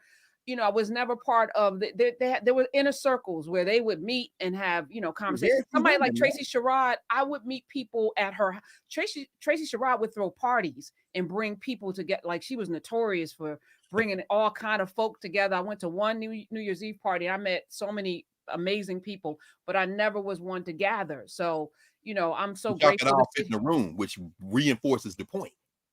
Right. They're that few. I mean, so even somebody like, would you say, who really comes on, like, I guess not the source as much as Vibe, and Dream Hampton, who was around, and she was. I'm just thinking about, but the reason I'm raising all this is because, by then they realized, they being the social structure, this is a commodity that you can exploit. So you got to write about it. And in fact, the role of the critic in the social structure, when you talking about non-white stuff and white stuff as well, but when you talk about our stuff, which is insurgent stuff, the role is to curate what white people should be listening to or consuming, and how to consume it, and connecting it to white intellectual genealogies. Go ahead, say some more. Come on now, walk us through this. After talking, I did one of the first pieces on the source, spent time with Dave Mays in that office. I remember it like it was yesterday, and that there was something that bothered me. Like it pissed me off as I was writing this piece that these two boys from Harvard were getting this press. And, Ed Young was in some back office somewhere. They never brought him out. I met him years later. Hey, I went to high school with James Bernard. We graduated from Hillsborough. Did you? James Bernard is from Nashville. We went to Hillsborough. Me, James Bernard, Tim Wise, all of us was at Hillsborough. And I'm telling you right now, last time I seen James Bernard, he came to campus, him and Tim Wise, they did this Race in America thing. And it cracked me up to no end, because you wasn't even nowhere near none of this stuff when we was in high school. I mean, I'm just gonna stop there and say less and let you.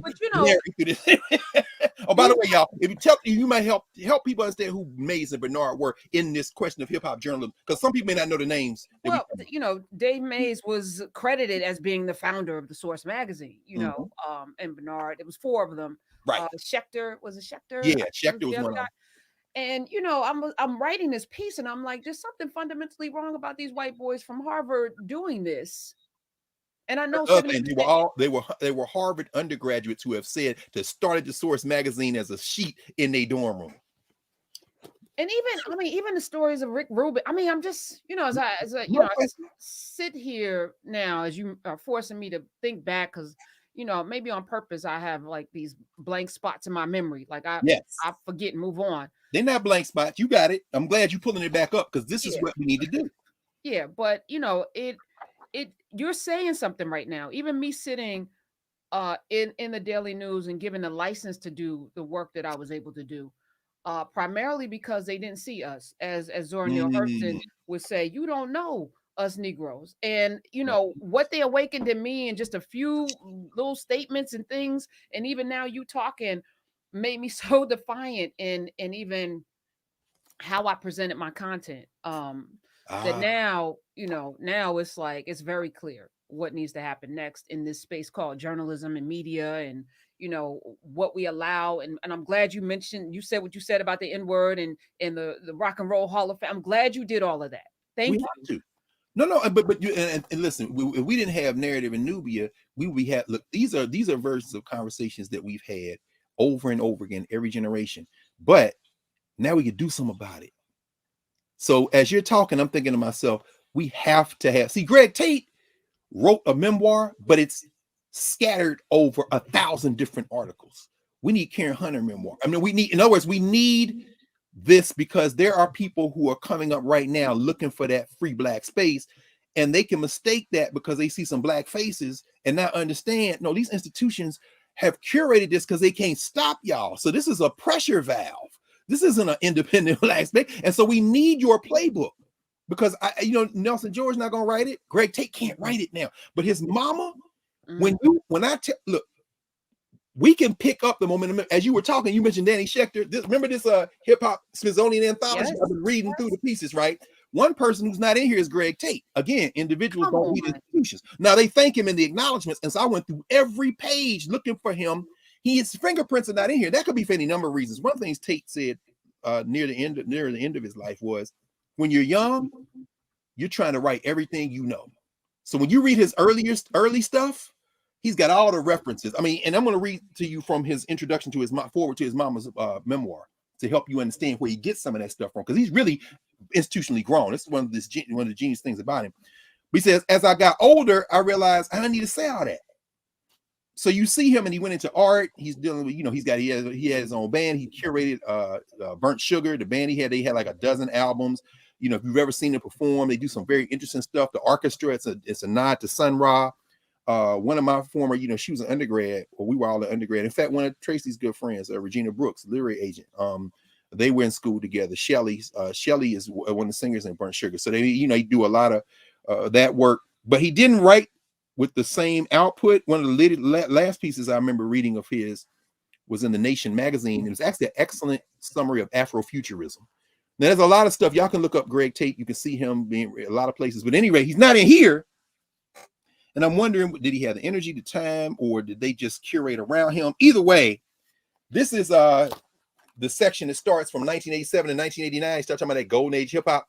And then they have the album. Like, here's a release. Remember Africa, Stetsasonic with Olatunji, Africa, Angola, Soweto, Zimbabwe, Tanzania, Zambia, Mozambique, and Botswana. So let us speak about that's Jesse Jackson at the 1984 Democratic National Convention. Who else is there?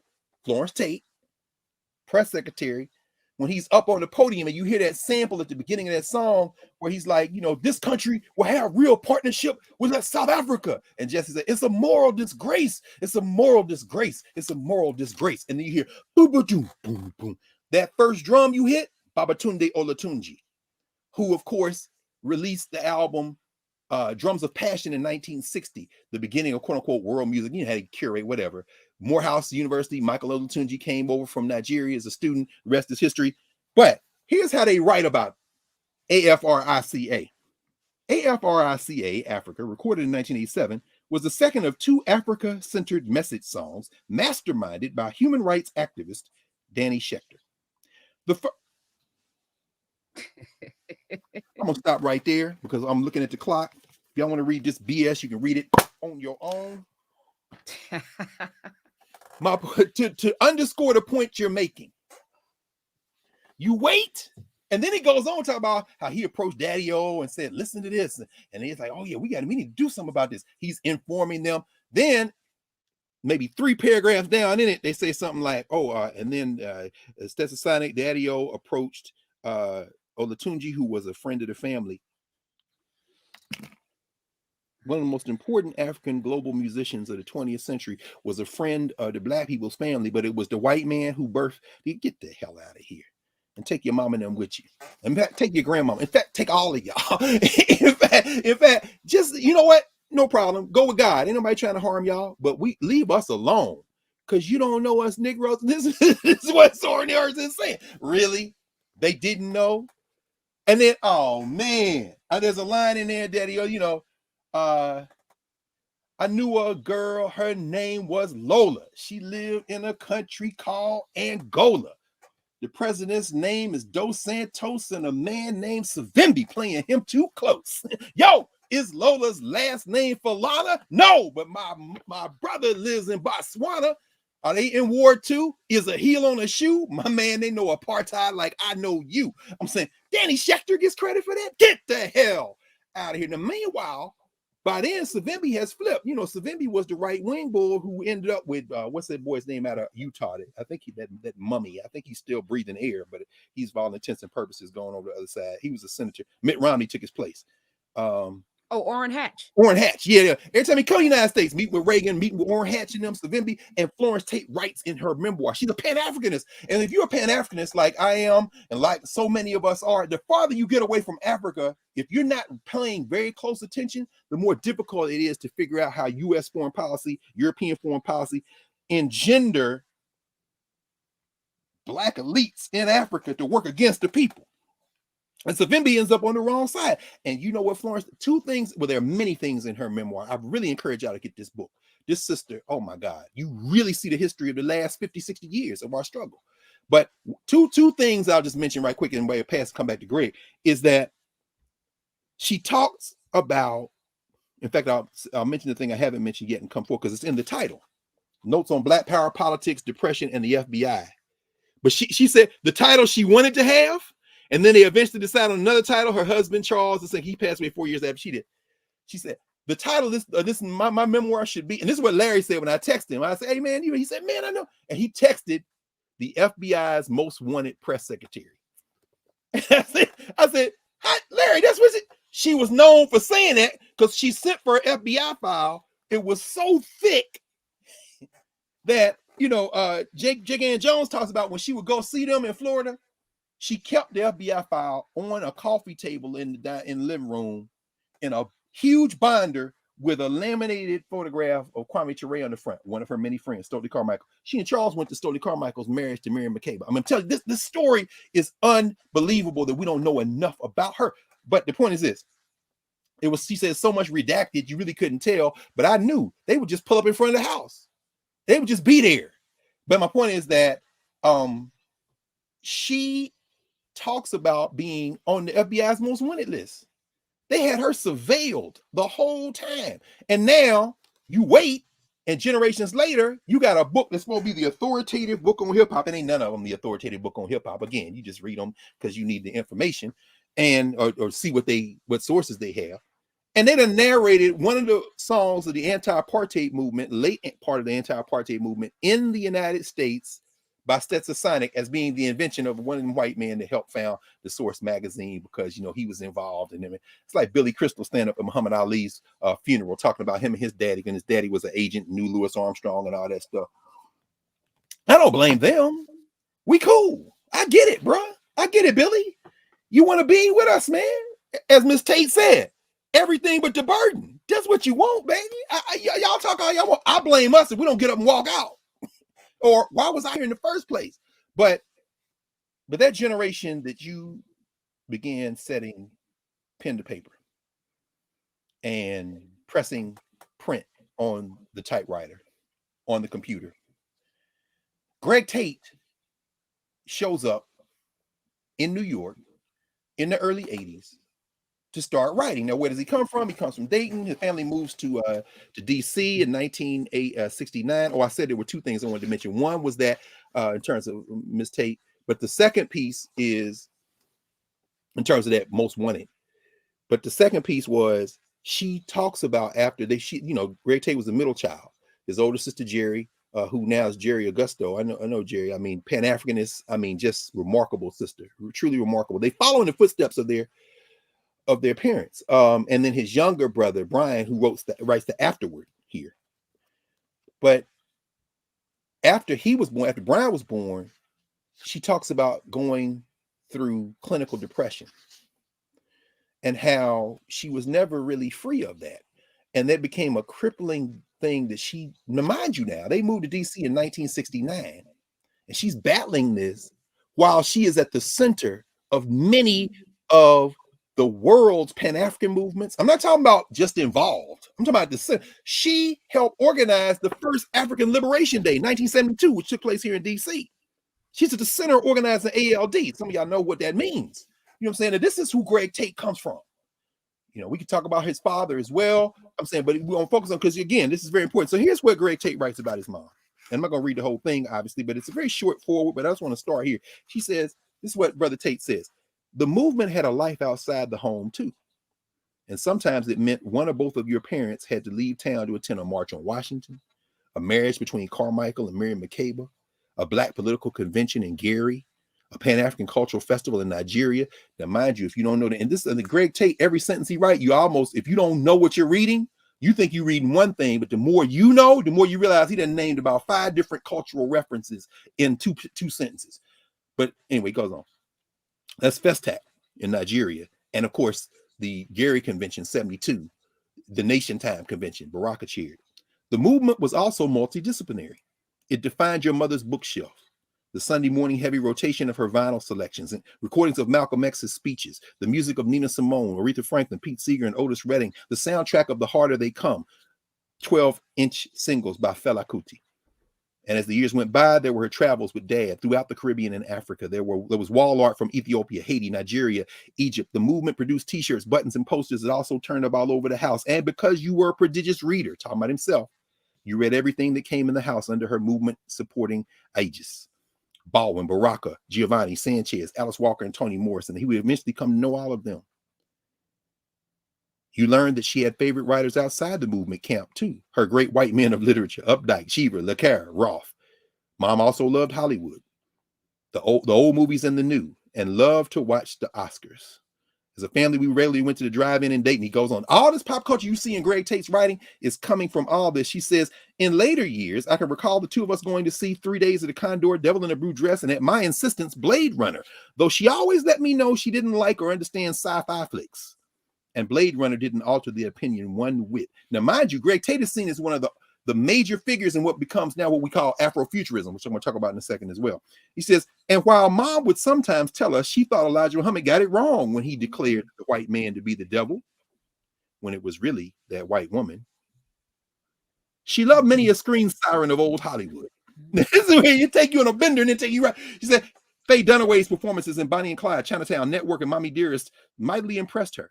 She once described her favorite kind of film as, quote, something modern in an urban setting with a bit of violence and sex, end quote. But since Paul Newman was also on her list of favorites, I'm sure Butch Cassidy and the Sundance Kid was still modernist enough for her cinematic palette. Then she goes on, he goes on. But I just want to give you a little taste of this. The point is this. She shaped his sensibility, she and his father. So when you see Greg Tate go to Howard University, he went to Howard. It was at Howard University. And, you know, it's interesting. This is where I think it's very important to understand the importance of HBCUs. I think the most important thing about HBCUs is it's a lot of Black people at them. They have never translated that into an institutional thrust that resisted this suppressive social structure we're in. They've never translated that. They've never captured that momentum in a way that translated that into a systematic agenda for apprenticeship, for training and movement. I'm not talking about the mottos. I'm not talking about the slogans. I'm not talking about the, lift every voice and sing. No, I'm talking about curriculum. This is the war that Billingsley and them came this close. That's why you got to read this book. This close. And then they was able to claw it back. Very important to understand. In fact, Tate has a piece in here because remember the thing that set off the student rebellion in 1989. You read Josh Meyer's book that quotes my dear friend April Silver, our friend, dear friend April Silver. Where Brooklyn at, right? April, we are worth fighting for. That's the name of the book that Josh wrote, who's a professor at Howard University. The whole point of one of the things in Student Takeover in 1989, where you see the son of Amiri Baraka, one of the people that Greg Tate apprenticed with and really admired and continue, always admired, Ras Baraka, now the mayor of Newark, and April Silver and so many other people, Jam Shakti. I'm thinking about all the people who actually helped the students in the Blackburn Takeover this year at Howard. In 1989, the thing that triggers that movement is the Howard University Board of Trustees wants to add to themselves Lee Atwater. And by then, James Cheek, the same Cheek that hired Billingsley, who came in the wake of that call for a Black university, rah-rah, dashikis, African canes, sticks. Now he done turned really right. And the students was like, that's it. We ain't having no more of that. And so it's interesting because Greg Tate writes a piece for The Voice in 1989, that same year, called, and this is in his first book of essays, Flyboy and the Buttermilk. Let me get those in quickly. Flyboy and the Buttermilk. This was published. These are mostly essays from the Village Voice, and I'll talk about those in a minute. It's 1992. Next book you see, this is a great little book. Midnight Lightning, Jimi Hendrix and the Black Experience. This is Greg Tate's Midnight Lightning. The thing I love about this book, among other things, is he says, I've set out to reclaim Jimi Hendrix. In fact, the first sentence of the first chapter is, all roads lead to Jimi Hendrix. I mean, he does an incredible job, and I'm going to talk about some of this in a minute, but I was hoping I could find the quote here, but I won't be able to do it quickly. Because he's saying, this is a Black dude. He says, let's say, this is on page 12. This isn't the quote I was looking for, but I'm going to read it. He says, identifying Hendrix as a Black man and a Black icon is not a particularly courageous task this late in the post-Black Power day, but it will strike some as wrong-headed and perverse. Look in your conventional Black Hall of Heroes and you will not see Hendrix leaping out from the dioramas. Now, just between us postmodernists, we all know hero worship is supposed to be passé, dead like the author or the great men of history. Except I sometimes also live over in this other world called the post-soul world. That's a nod to Nelson George, where the credo, Black is more beautiful, lives on, even if in more commodified form today than in the 1960s. In this other world, that of the lapsed cultural nationalist turned pro-Black consumer, the hero continues to battle the forces of white supremacy in order to regain his throne as Earth's rightful ruler. You got a little comic book nod in there as well. But the point I want to make a point, actually that's a better quote than what I was going to read. He said, this guy's unapologetically Black. And then he says, not a biography. This is like myth making. In fact, one of the things he said, another writer who you probably crossed paths with, who apparently was a very nasty sort of, I only saw him in polite company, never when he be in a fist fight, Stanley Crouch. I worked directly with him at the Daily News. So tell us, give us a minute. Who was Stanley Crouch like? Because Stanley Crouch is a major influence on Greg Tate. Tell us about.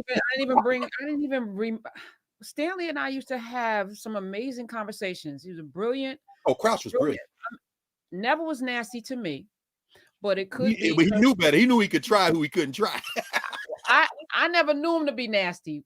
So you're informing me because it was always reverence. But now that you mention it, I'm not here for the games. So maybe that come with that energy.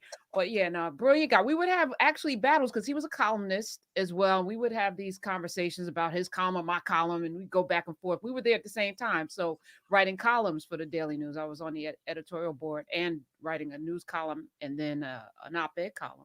But Stanley, his music, his jazz game, and that's not my thing. So I would just sit at his feet and learn. No question. Legend.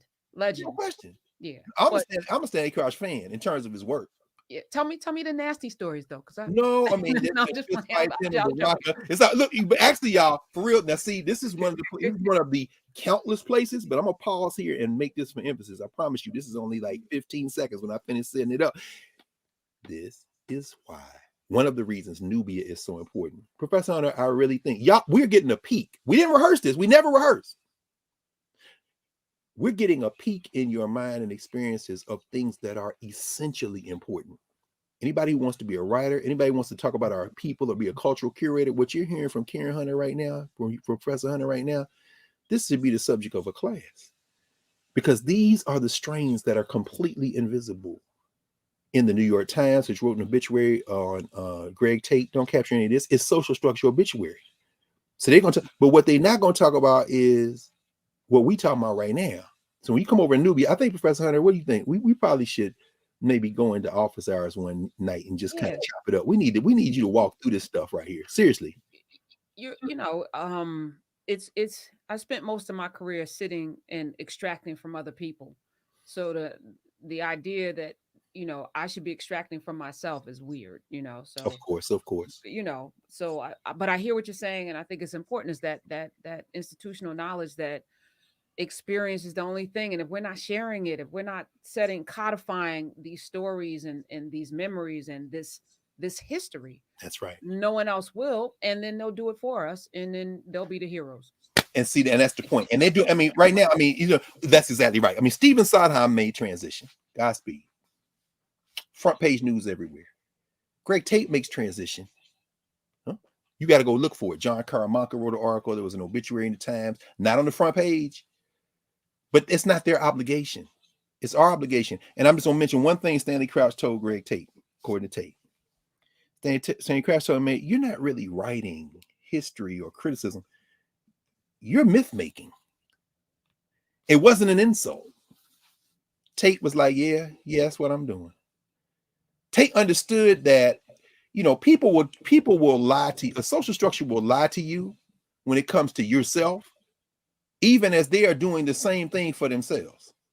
So they will say to you, I don't know where you're getting this idea that Black people are the center of everything. I mean, that's just a myth. Yeah, but you want me to stand up and call George Washington my dad? Have you lost your damn mind? Do you think I'm that? In fact, I'm sorry. Don't even get mad. Why? Remember Sylvia Winter, when they talking to you, they not talking to human beings.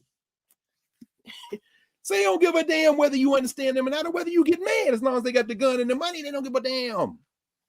So Stanley Crouch tells Greg Tate, bruh, your brilliance, you're myth making. But Stanley Crouch understood what that looks like. Y'all go get Stanley Crouch album. I got the companion book around here somewhere. Ain't no ambulance for no N-words tonight.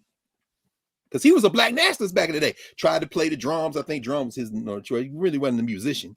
But he's writing. And you know, this is a guy who comes out of the line of Albert Murray, Ralph Ellison.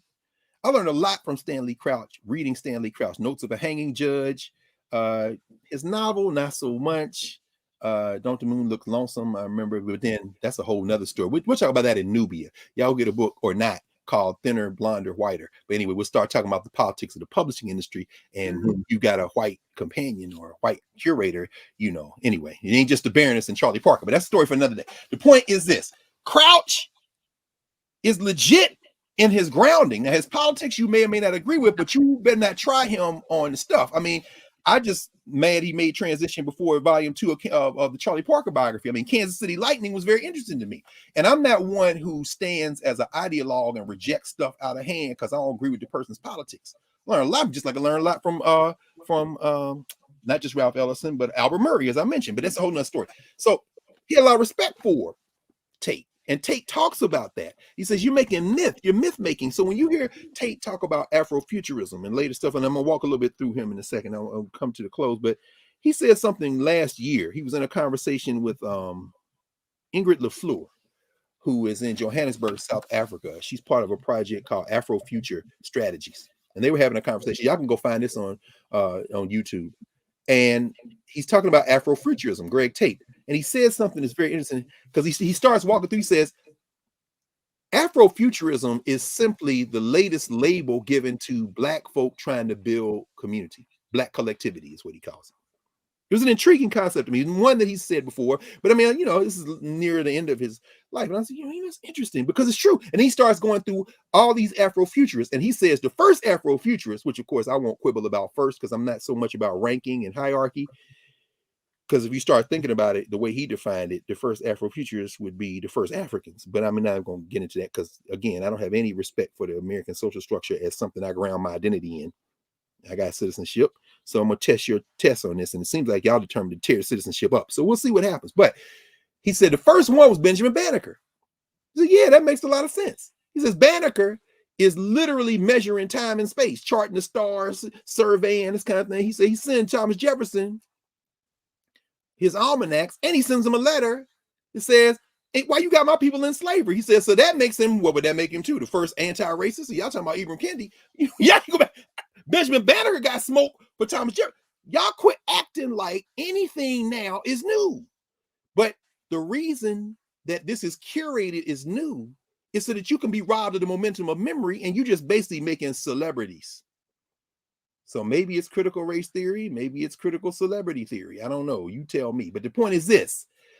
Now you're going to pay for a master class to talk to somebody tell you that Black love is really about love of America? Okay, you done lost your damn mind. You can believe that if you don't have the momentum of memory or they paid you enough. You pick which one it is, because what it's not is reality. But part of myth making is creating community that bonds around these common things. And so Greg then walks through Banneker. He talks about Martin Delaney and Blake. He talks about, but all of his references are Black folk, but then even the genealogy is commingled with the white ways of knowing, white cultural meaning making, white movement and memory, which is cool, but it shows you what happens when we don't have institutions to introduce us to the longer form of genealogy. We take what is around us. And in Greg Tate's case, he had a very rich soil to come out of with his family and his parents. And that allowed him to project in the 1980s and 90s into a world where there was an absolute war going on, because the social structure coming out of the civil rights and Black Power movement, which might be say post Black Power movement, that's, you know, kind of chic to say back in the day. By post Black Power movement, what they're saying is that those conferences and conventions that Ms. Tate was going to, Mr. and Ms. Tate was going to, that Florence and Charles Tate were going to in Africa, in the United States, in the Caribbean, traveling the world while they're being surveilled by the FBI, CIA, all them places. They were being convened with a goal of creating autonomous Black spaces that linked up and empowered Black people. And the social structure can't allow that to stand. Now, if you want to write about it, talk about it, make movies about it, we will. Netflix, we will. Paramount, we will. Marvel Comics, we will curate you. HarperCollins, we will curate you and allow you to do that as long as the money come to us at the end of the day and you don't run off the plantation. You do know it's a plantation, right? But now you have a nice cabin. It's got a little window box with plants in the front. You know, you get 2 days off a week. It's a weekend. It's very nice. Now, I do want you to continue and go out there and get some of your field Negro friends to come up and sing some of them old songs. Because if they do it right and they don't connect to nothing that's going to empower you, we'll wait 20 minutes and then shrine them in the Rock and Roll Hall of Fame. But the point is that what you can't be allowed to do is create no institutions. Because even when you accidentally come together, which Greg Tate, by the way, again, by the time Cheek gets to the end of his presidency, Billingsley's gone. He's running Morgan State University. Then, you know, he leaves there, goes some other places. This guy's still swinging with both fists in his mid-90s, like 94, 95, I think 95 is his next birthday. But, Lord, that's the time. Nope. Okay, no, that's going to be clear. But, because I'm looking at the clock too. So, and I know we're live, so I'm trying to wind this to a close, but I want to bring up some points. Again, in that same 1989, these students say what the students in 68 said at Howard, not just at Howard, but at black colleges generally, some of them, this got to be a black university. And y'all try to put this white man on. Greg Tate writes for the Village Voice a piece called "The GOP Throws a Mammy Jammy. Black Stars Bowl Over Bush at Blues Summit." This is in the Village Voice. This is 1989. He says, "It was a groggy morning in the new year when Mother Tate rang from DC to inform her son, the music critic, that the Republicans were putting on a rhythm and blues blowout for the inaugural. The elect were all black music standard bearers, if not outright royalty. Willie Dixon, Albert Collins, Steve Cropper, Duck Dunn, Billy Preston, Sam Moore, Coco Taylor, Dr. John, William Bell, Eddie Floyd, Chuck Jackson, Ron Wood, a true daughter of Memphis." That's, by the way, that's where I say she's from. A little town outside of Memphis, but we ain't gonna quibble. The reason she knew Marion Barry graduated from the same school she graduated from. Shout out Lemoyne Owen, small HBCU in Memphis. And of course, Marion Barry, then it goes on to become the chair of SNCC. Eventually, you know, ends up in DC after many years. Actually was working on a PhD at the University of Tennessee in chemistry. People sleep on Marion Barry, but I ain't gonna argue with nobody. You know, y'all go on and believe what your master say. All right, he goes on, he says, "A true daughter of Memphis, Mother Tate was ecstatic and advised her son to come cover this mammy jammy. I wasn't so ready to jump."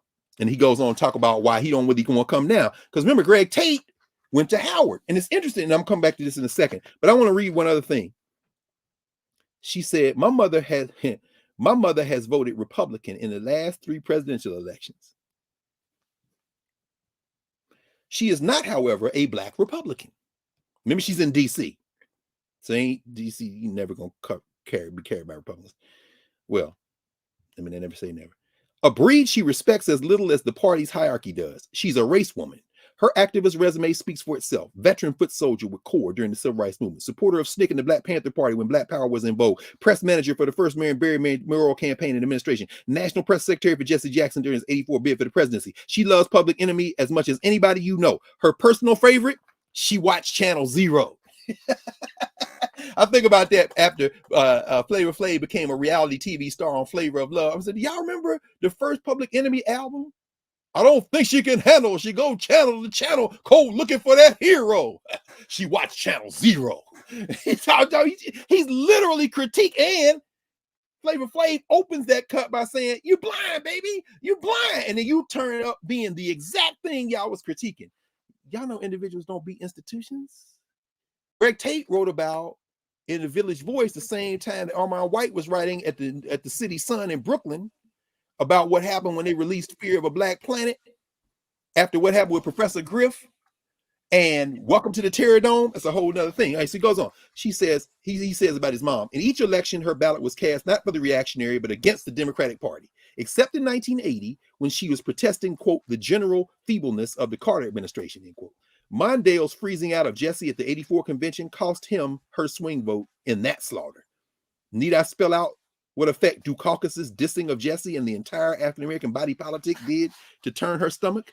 Call her an egotist, but Mother Tate is on a mission to put the Democratic Party on notice that her black vote can't be held hostage to hysteria over the GOP boogeyman. She believes African Americans should, quote, be like the Jews and have somebody on all sides of every political question, end quote.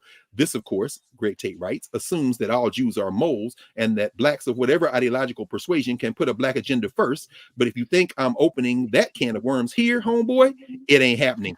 I'm saying, my point is, Greg Tate, sometimes reading Greg Tate, and I remember seeing a debate that he had with Greg Thomas up at Harvard's Hip Hop Archives. Again, you can't make, what is it? Wait a minute, Professor Hunter, do you have that right there in front of you, that quote you read from Zora Neale Hurston? Of course. Could you read that first couple of lines again?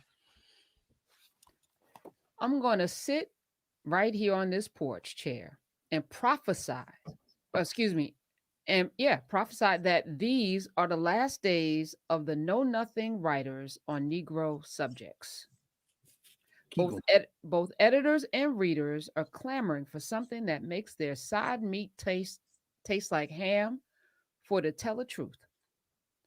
Negro reality is 100 times more imaginative and entertaining than anything that has ever been hatched up over a typewriter. Thank you. That's what I wanted to hear.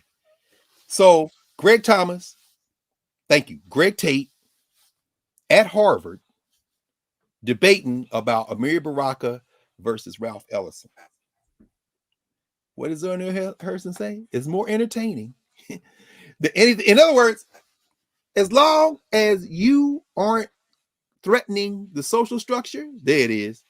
You don't know us Negroes, but guess what? They figured out we could know y'all and still stay in charge. And so now people talk about authenticity. Why is authenticity coined around when everything you're doing is emptying into those structures? So it's very interesting. Anyway, I said it. So I just mentioned this because this is the same, at that party they had, this was the one where Lee Atwater, who produced that, was playing the guitar. These Howard students wasn't having it. In other words, you gonna put this one on the board? No. Now, why I said all that as backdrop. Earlier that decade, Greg Tate had been at Howard. But it wasn't just Greg Tate. It was his friend out of Mississippi, Arthur Jafer. I'm gonna try to pull this. This is a huge book. I went all the way to New York to get this book. You had to use your stomach muscles for that one. Yeah, this is. I think this book now is listed at $1,000 or a couple $1,000, but some places, here's the thing: if you hunting, you can usually find stuff, but you can't just tell everybody where you get everything. So this is actually a signed copy. But Greg Tate. Wait, y'all, that was a book flex.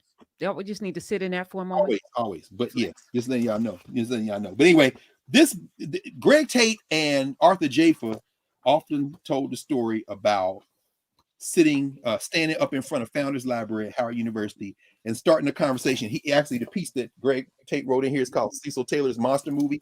He talks about Cecil Taylor, and a lot of people would dismiss Cecil Taylor as not being black like Hendrix, but he writes a piece in The Voice about that, but that's a story for another day. I'm getting 9 o'clock.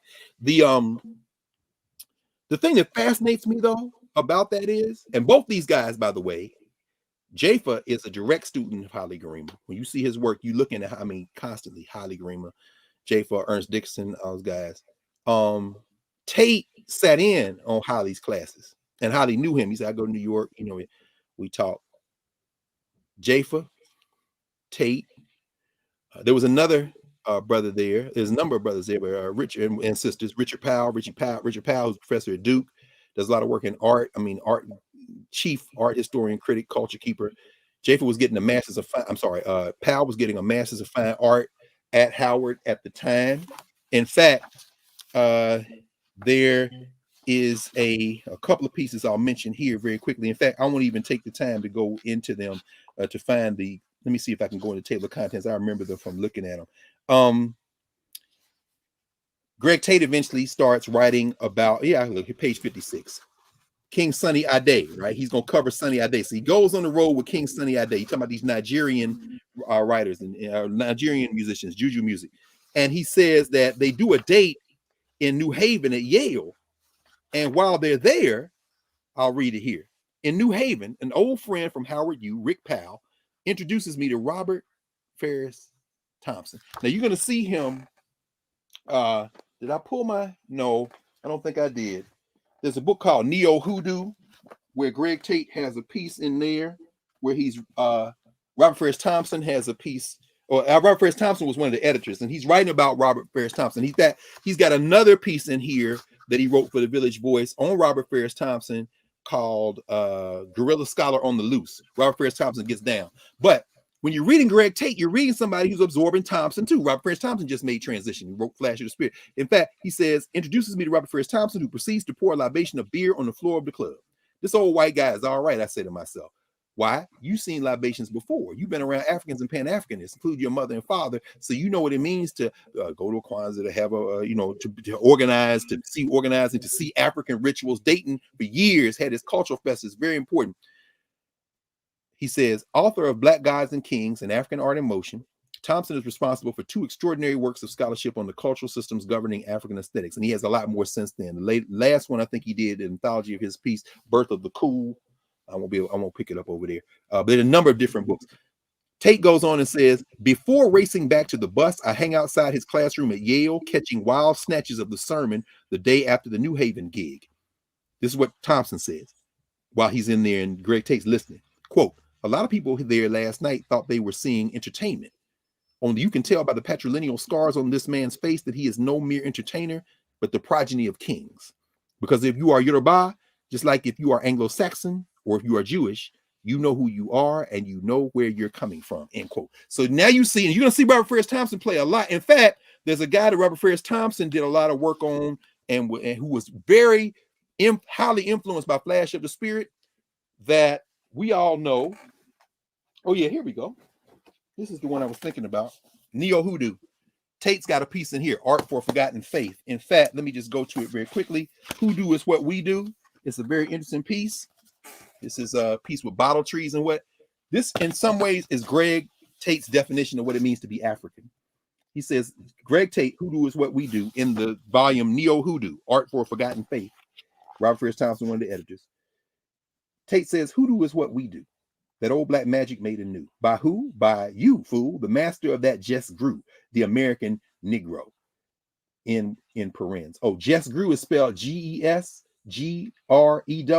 That is a nod to another of the influences, the great Ishmael Reed, who still walks the earth. We'll talk about that another day. Maybe go to Office Hours. I feel like we should talk more about Greg Tate this week, maybe Monday night. Yes. That New World African, that Nigga. Master the just grew, and this is what it is, and making something out of nothing, who willpower, who holds civilizations with that monkey rhythm, and this bridge called my back. A lot of references there, won't go stop now. That name one known to declare, I ain't no African. That same one known to declare, I ain't no African. That same one also known to speak in tongues, keep bottle trees in the front yard, scatter crack pottery on the gravestones out back, dance to Juba, broom sweet spirits off dirt floors, and toss salt over his shoulders, pour Thunderbird libations for the brothers who ain't here, consult dream books for divination, and not only see dead people, but openly conversate with them on the regular. In other words, he's saying, y'all never stop being African, and that's cool. Oh, the brother, by the way, that was deeply influenced by Robert Ferris Thompson, this white scholar out of West Texas who spent his life studying Africana, that would be a young brother by the name of Jean-Michel Basquiat. This is the last major piece that I think that I got a lot of the art catalogs and things I didn't go around here to try to pick out, and some stuff's in storage, called Writing for the Future, Basquiat and the Hip Hop Generation. Tate wrote a piece in that. This just came out last year. Late last year, actually, called Hip Hop's Afrofuturistic Hive Mind, where he defines this question of the hive mind very simply as the iconoclastic generational hive mind, self-empowering its muses by digging deeper into its urban, bush-bejeweled interiors and casting forth works that defiantly represented its own funkified Afro-diasporic imaginaries and gully New York street experiences. Now, why am I raising all this? I'm going to put all this together now. I'll pull it out together. By the way, after this volume, where he covers the first piece he writes in New York for The Voice, 1981, is actually James Blood Ulmer. He's talking about Cecil Taylor, George Clinton he interviews, Wynton Marsalis. I mean, you name it, everybody. Miles Davis, Santana. He's critical of people even as he's bringing them up. The second volume of the volume after Midnight Lightning and Jimi Hendrix is this volume, Flyboy 2. This was his last major piece, the Greg Tate Reader. That's where you want to get these two right here. This is a great deal of Greg Tate's writing that you can read in one place. And I already mentioned the one that he named for what his mama used to say. This is the anthology, Everything But the Burden. Those are the 4 books Greg Tate has. So he says this of Afrofuturism. I'm gonna kind of wind all this together now and kind of make it a little bit personal in terms of Greg Tate. When he was talking about Afrofuturism in this conversation I was seeing with the sister who's in Johannesburg, black woman, he says, when you study the 19th century, you study black folk in the 19th century, he said, you get the feeling in terms, we talking about Afrofuturism, just the latest label for us looking for community, to convene community. He says, you study the 19th century, you get the feeling that we just bad knockoffs with better media. I agree with that. Because this is what happened after Greg Tate. I think about my friend Mark Anthony Neal, who was interviewed by my other friend, Mark Lamont Hill, the other night on Black News Channel. Mark asked me on to talk about, I forget what it was, Marcus Garvey. You know, shout out to Dr. Julius Garvey. Dr. Garvey still wants a pardon for his dad. His brother made transition a few months ago. Marcus Garvey Jr., his oldest one, and oldest son, and he and Amy Jakes Garvey. And you know, Mark asked me, well, what do you think about that? I mean, should the government part? I mean, do you support that? I mean, why should we care? Because we know who they thought he was, and we shouldn't care what they said. And I said, it's very simple for me. His son wanted it, so I want it. Now I don't give a damn. I don't care. In fact, what's the brother's name who edits the Martin Luther King papers? He was in SNCC. He wrote the book In Struggle and The River of No Return. Oh, that's Cleve Sellers wrote The River of No Return. They'll come to me in a minute. He said, I want my arrest record to stay.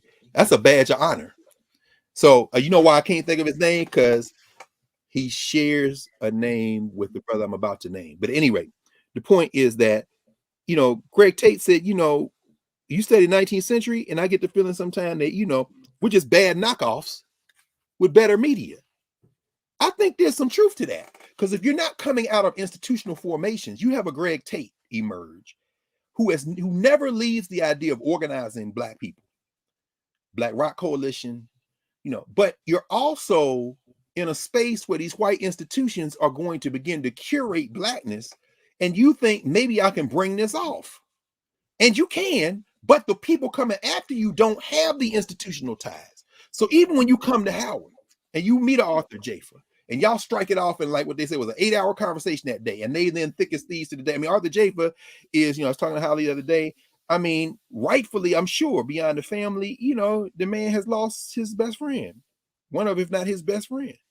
And they've known each other since they were, you know, as Ellen the Trailer says, she and Toni Morrison, when they were on the campus of Howard University, we were girls together. They were boys together.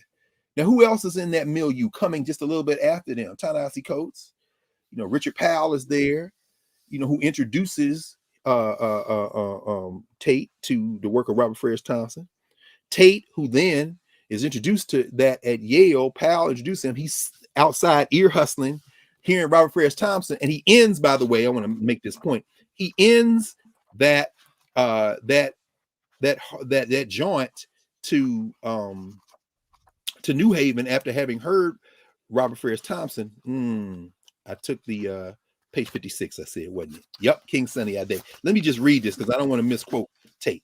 He says at the very end, they're getting ready to leave. King Sunny Ade, right? These Nigerians, these Yoruba men.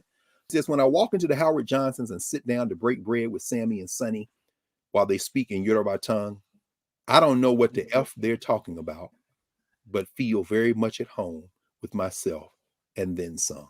That's 1983. That's very profound. It also shows you the limitations of trying to create your culture from scratch based on your trauma. You should learn Yoruba then. In other words, see, the momentum of memory has not displaced Latin. I went to law school. You got to learn res ipsa loquitur. You got, in order, if you don't know no Latin, you can't read the Texas abortion case from the Supreme Court because they're going to drop in certain phrases, even as they're myth making. When you read Gorsuch's opinion, he goes back and quotes Marbury versus Madison. Do you know what the American legal system is based on?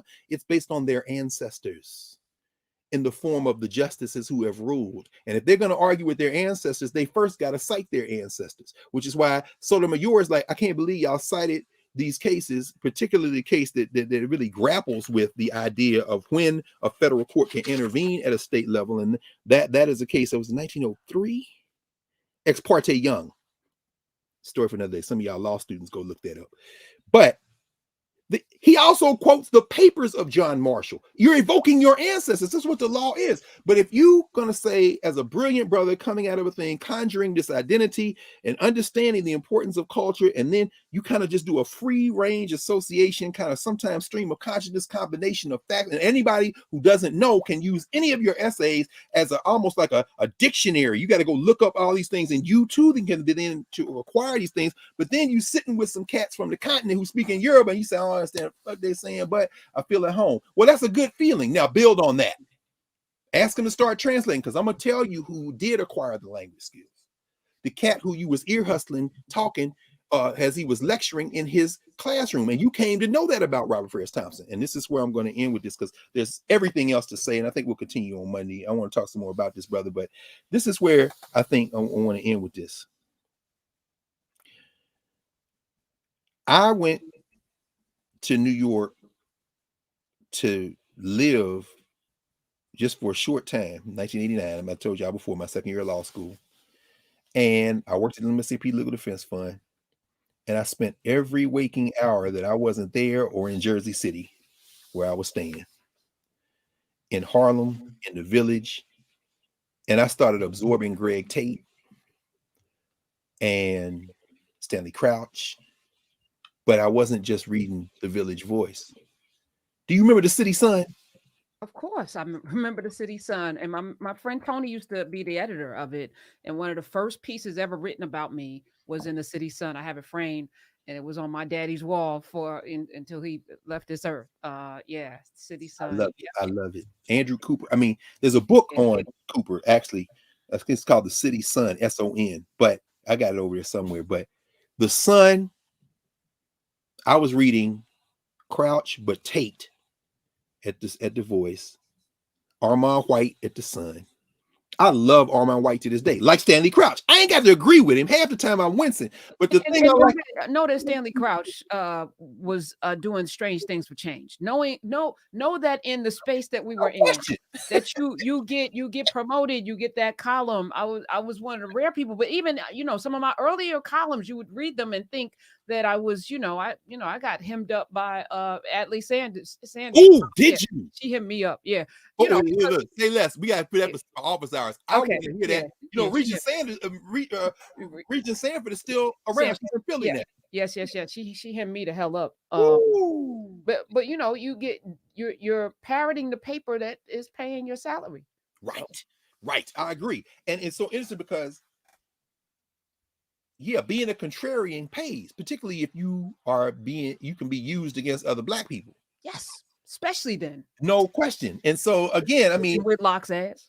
In fact, let me just read Skip Gates, who writes the foreword to Flyboy and the Buttermilk. Right? This is what Henry Louis Gates says.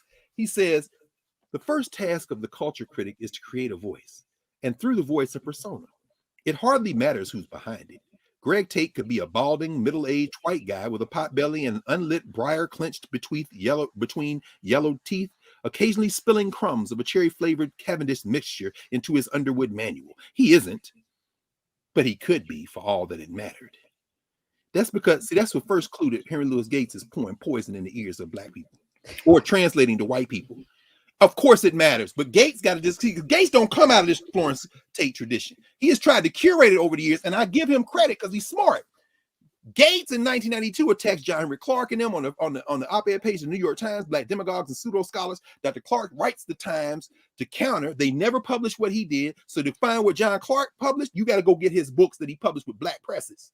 You understand? African World Press in them, or independently published. In other words, you won't see, because Gates, they're curating. Can you be trusted? Can you be trusted? Gates is sent there because the movement, y'all talking about critical race theory? I was there. I remember reading Kim Crenshaw's major article when I was sitting at the Legal Defense Fund in 1989, reading the law review article. So I remember that. The major intellectual thrust that created a problem in this country was not critical race theory. It was the African-centered movement. because this is also the period of the African-centered schools movement. I suspect that part of it might be, we're going to find out office hours. Regent Sanford was on the board of education for people of African ancestry. This was during the highlight of the African-centered schools. This is the work that, in some ways, he does very good work, but then misinterprets, I don't say misinterprets, because again, he's doing strange things for some change. Another Howard person, he graduated. We Are an African People. John Rickford writes about this, but he don't understand. But I understand why he don't understand or doesn't want to understand, because if you're going to fight these people, you got to fight these people. You can't write about fighting them and get credit for fighting them. I mean, that's the kind of stuff they put you in the Rock and Roll Hall of Fame for. But at any rate, the point is that this was the intellectual thrust that they were terrified of. Greg Tate comes out of that thrust, and he's trying to reconcile this. He gets Gates to write the foreword because Gates is on a rising star. He could be trusted. He's out here. I'll murder these Negroes for you. How much? I got you. And then, of course, what we've seen is, since them days, Gates has reinvented himself several times. If y'all go back and look now at the trajectory of Henry Louis Gates, he went from that to, wait, they really love Africa? Oh, hold on. Give me some money. I'll make wonders of the African world. I'll make blacks in Latin America. I'll make African Americans many rivers to cross. I'll make one about the black church. He even turned around a couple of years ago and they republished with a white press, because this man self-published his own work. Joel Augustus Rogers out of Jamaica, J.A. Rogers, he republished his 100 Facts About the Negro. I'm like, oh, no, this is real. Oh, so now you black as hell, huh? In them days of Bill Gates is gone. No, they're not gone. You're still trying to, bruh. Here's the beautiful thing about it. What? Ain't nobody listening to you. But this is what he says about Tate. He says this. He says that's because Greg Tate has a voice, more than one actually, like writers as varied as Hunter S. Thompson, T.R. Witomski, Tom Robbins, or Richard Farina. You see the genealogy, black people mentioned. Tate has a deceptively loose-limbed style. It's an illusion, of course. Tate manipulates the tonalities of an urban vernacular, true enough, but his writing is also informed by, for example, contemporary cultural theory. And the result of Tate's experiments in recombatant syntax, a sort of teenage mutant b-boy cadence, is something all his own. But here's where I want to go. Punchline. And I'll close this book. Part of what's so valuable about Tate's role as a cultural critic is the way he negotiates the contradictions that underlie Black American culture. The traditional failing in Black criticism has been to accept a dichotomy between a bland universalism and a parochial Black nationalism, and then to side with one or the other. What Tate understands is that culture, Afro-American culture in particular, is never a matter of either or. He can both celebrate the energizing pull of cultural nationalism and register its limitations, moral and intellectual. My friend, this is why we have to have a social structure and a governance structure. You see what Skip Gates is trying to do? Oh, hold on, Chief. Sam. Which side are you on, boy? Which side are you on? Why? Because everybody knows the human culture has limitations and flaws. But what you just did is try to discredit any notion of Black self-determination as having inherent flaws, while never giving that same critique to that white culture that is giving you your check. Until, of course, they bust up at your crib and accuse you of breaking in your own house, at which point you engage in a stream of invectives like you from the hood somewhere, and everybody listening is like, he finally lost his mind. But you didn't lose your mind. You knew, to quote Ralph Ellison, that they kept you running. But anyway, that's a whole nother story for another day. So Greg Tate, when I came to New York, I was so moved by all these cats that I ended up, when I went back to Columbus, Ohio that summer, the end of that summer, I subscribed to all those papers. So I don't know who else in Columbus, Ohio was getting, in addition to the New York Times, whatever, the Village Voice, the City Sun, the Amsterdam News. Now, of course, them was the days when you get it a week after it was published, but it didn't matter. Reading Clinton Cox in the City Sun, reading Armand White in the City Sun, who ain't never liked Spike Lee, which is hilarious because even Spike, this just came out. This is actually a gorgeous book. Spike.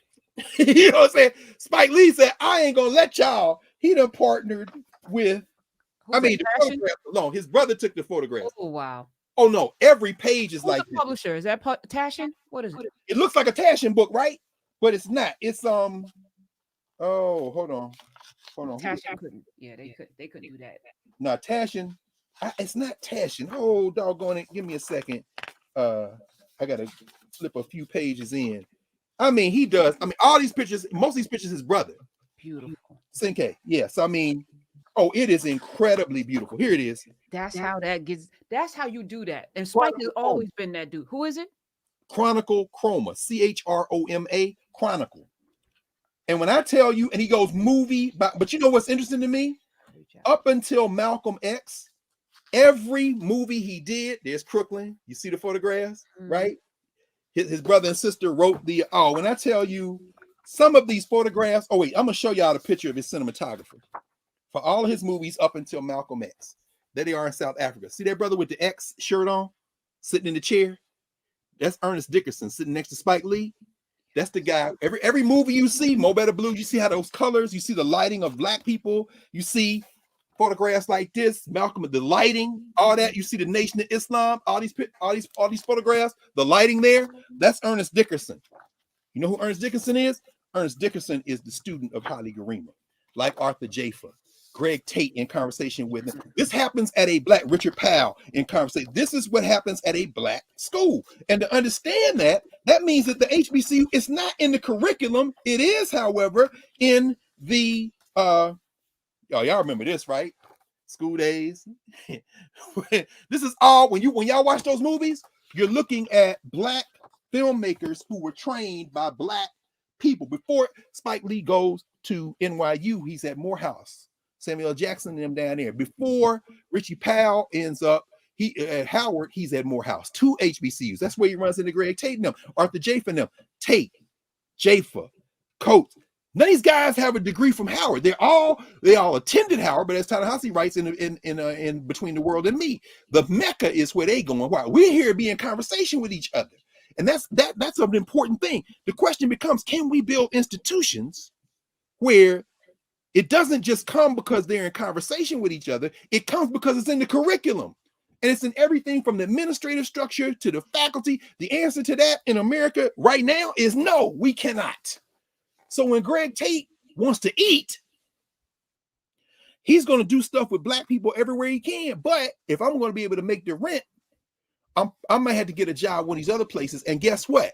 As they're paying me, they're also sinking their fangs into me and drinking out the blood of the ways of knowing, the movement and memory, the cultural meaning making of us. And given their science and technology, we end up being, to quote Greg Tate, bad imitations with better media. So everybody comes after him, who has been writing and who attributes all this stuff we were trying to write. I read my friend Jelani Cobb, and Jelani, in writing about Greg Tate, says we were all trying to imitate him. Martin Neal says the same thing. They all say the same thing, trying to imitate him. But part of that means that you are faced with the same challenge he faced, except we're not in the 80s and 90s no more. We are now near the end of the U.S. We're closer to the end of the U.S. nation state than we were then. Why? Because they have continued their assault on the concept of a federal polity that could protect black life when it was never designed to do that and was never committed to do that. And everybody's kind of standing aside and looking. So now they figured out a way to get everything they need out of you while they still kill you. And in fact, they'll kill you and wait on you to make a beautiful performance piece about it and put it in on the Super Bowl halftime show. What the hell? So I think we should think about the fact that while the social structure will note the passing of Greg Tate and has in a minor way, and the governance structure, we must recognize this internal shift and how maroon culture must inform institution building. It's not enough to just have a bunch of smart black people talking to each other. And that ways of knowing tell us that institutions recede with time and that they die, and our ways of knowing die. Like when he talks about hoodoo, Michael Gomez says hoodoo in some ways is like voodoo without the playbook. So yeah, we don't step on cracks. Yeah, we got bottle trees. Yeah, we pour out a little liquor. But why do you do that? I'm just recognizing the brothers down here. Okay, so how do that free us? I know that frees your soul, your spirit, and you end up with black joy and Afrofuturism and all that's beautiful. But how actually does that stop one black person from not being killed by the police? Or it doesn't? But you might get a contract to write a book about it and publish it at a university press. You might even get an art exhibition where you can talk about dreams are colder than death or this kind of thing. And then you find yourself in an existential crisis. That's one reason why reading Arthur Jafa's work and looking at his films and looking at his curations is fascinating, because you end up trying to fight your way out of something that you inadvertently have trapped yourself in. We got to pour some clean glasses of water and build some institutions.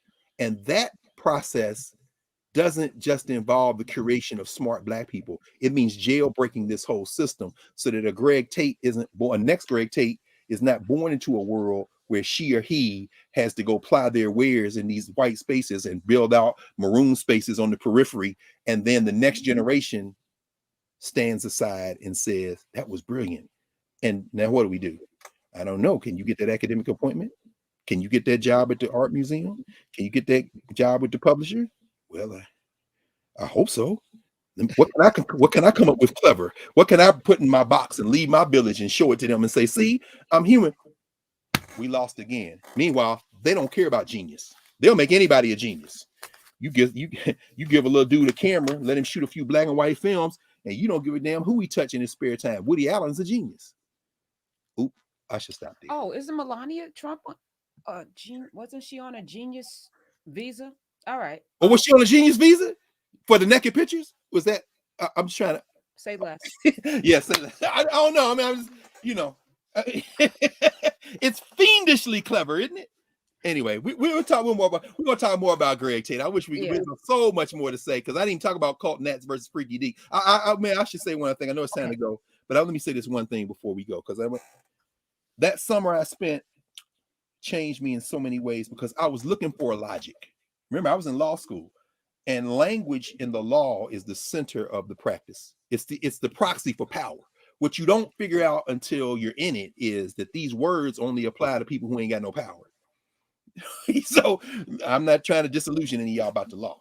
And I'm sure there were people who would say that's not true. And I would invite them in the newbie and we have a conversation for hours about it. But the point is this: Greg Tate gave me language in a way that I recognized because I saw some of that African, Caribbean, African-American stuff that I had begun learning in undergrad myself and was continuing to learn.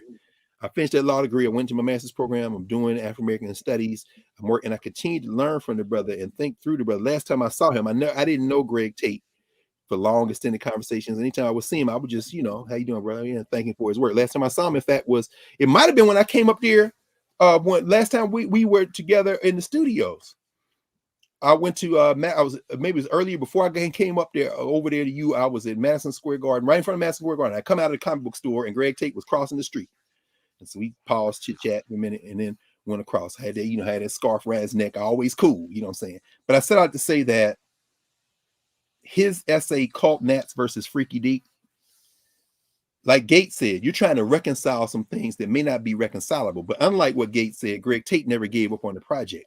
And I'll never forget Gil Scott-Heron, when he made transition, Tate wrote a piece that's in Flyboy 2. I won't pause to read it now because I know we're out of time. But I remember reading that, walking past Lincoln Center, and I had come up for something. And I had to sit down in the park right there across the street. It's little island parks. I forget the name of them. And I just sat there because he quoted at the end, near the end, Gil Scott-Heron's "Home is where the hatred is." And if y'all know that song, "Home is where the hatred is," Gil Scott-Heron, where he says, you keep saying, kick it, quit it, kick it, but have you ever tried? And he says, y'all gonna sit here and watch me turn my sin-sick soul inside out so that the world can watch me die. And Greg Tate writing about, he's basically almost saying we're gonna end where we began, where you start us with Zeno Hurston. You don't know me. And you black people who claim to know me, and then Tate writes this thing. What does it mean when we have some of our most brilliant culture keepers? Parker writes this way about Charlie Parker. We said Parker would get on the bandstand every night and take that dull knife and basically carve himself up and everybody watching the spectacle. Gil Scott-Heron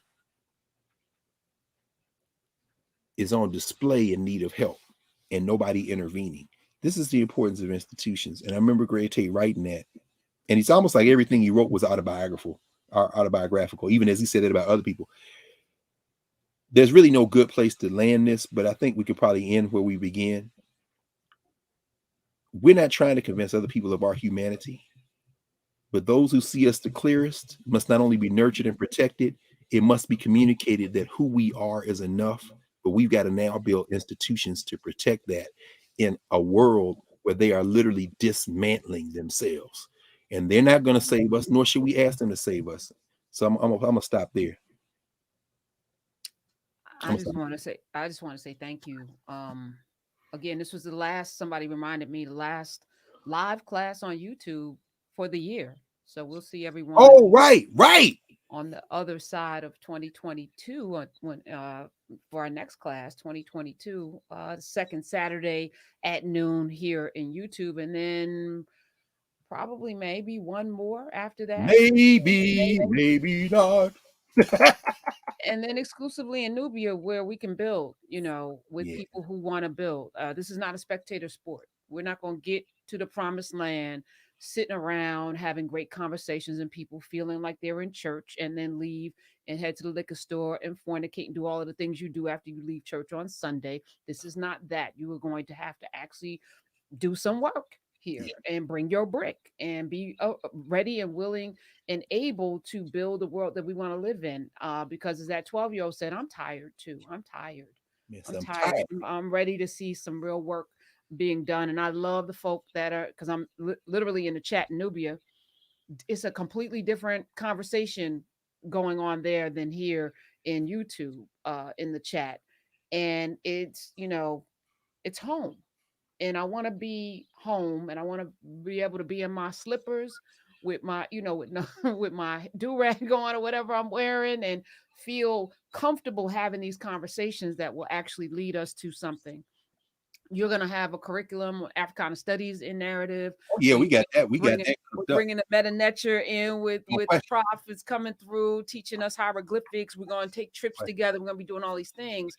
We can't have any interlopers and no trolls and none of having a battle folks energy and not knowing what, because you ain't raised right. No, this is something different. And if you're not ready for it, that's fine. There'll be plenty of content here for you to digest until you Oh, yeah. get on solid food.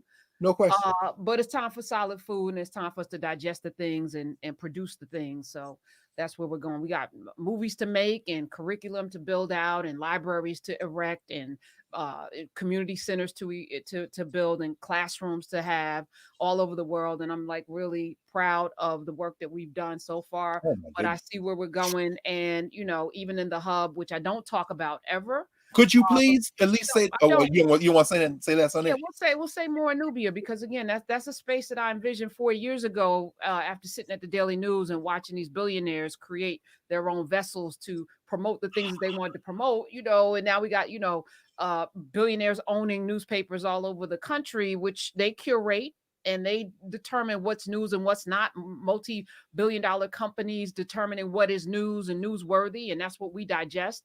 And you bring up the City Sun and Amsterdam News and all of these small black owned outlets, and now we have a handful. I just got sent an article about The Root, which was a Skip Gates. He was one of the founders of that. Yeah, that's right. Which they just lost Michael Harriot. They just lost Daniel Belton to and they're losing all of their great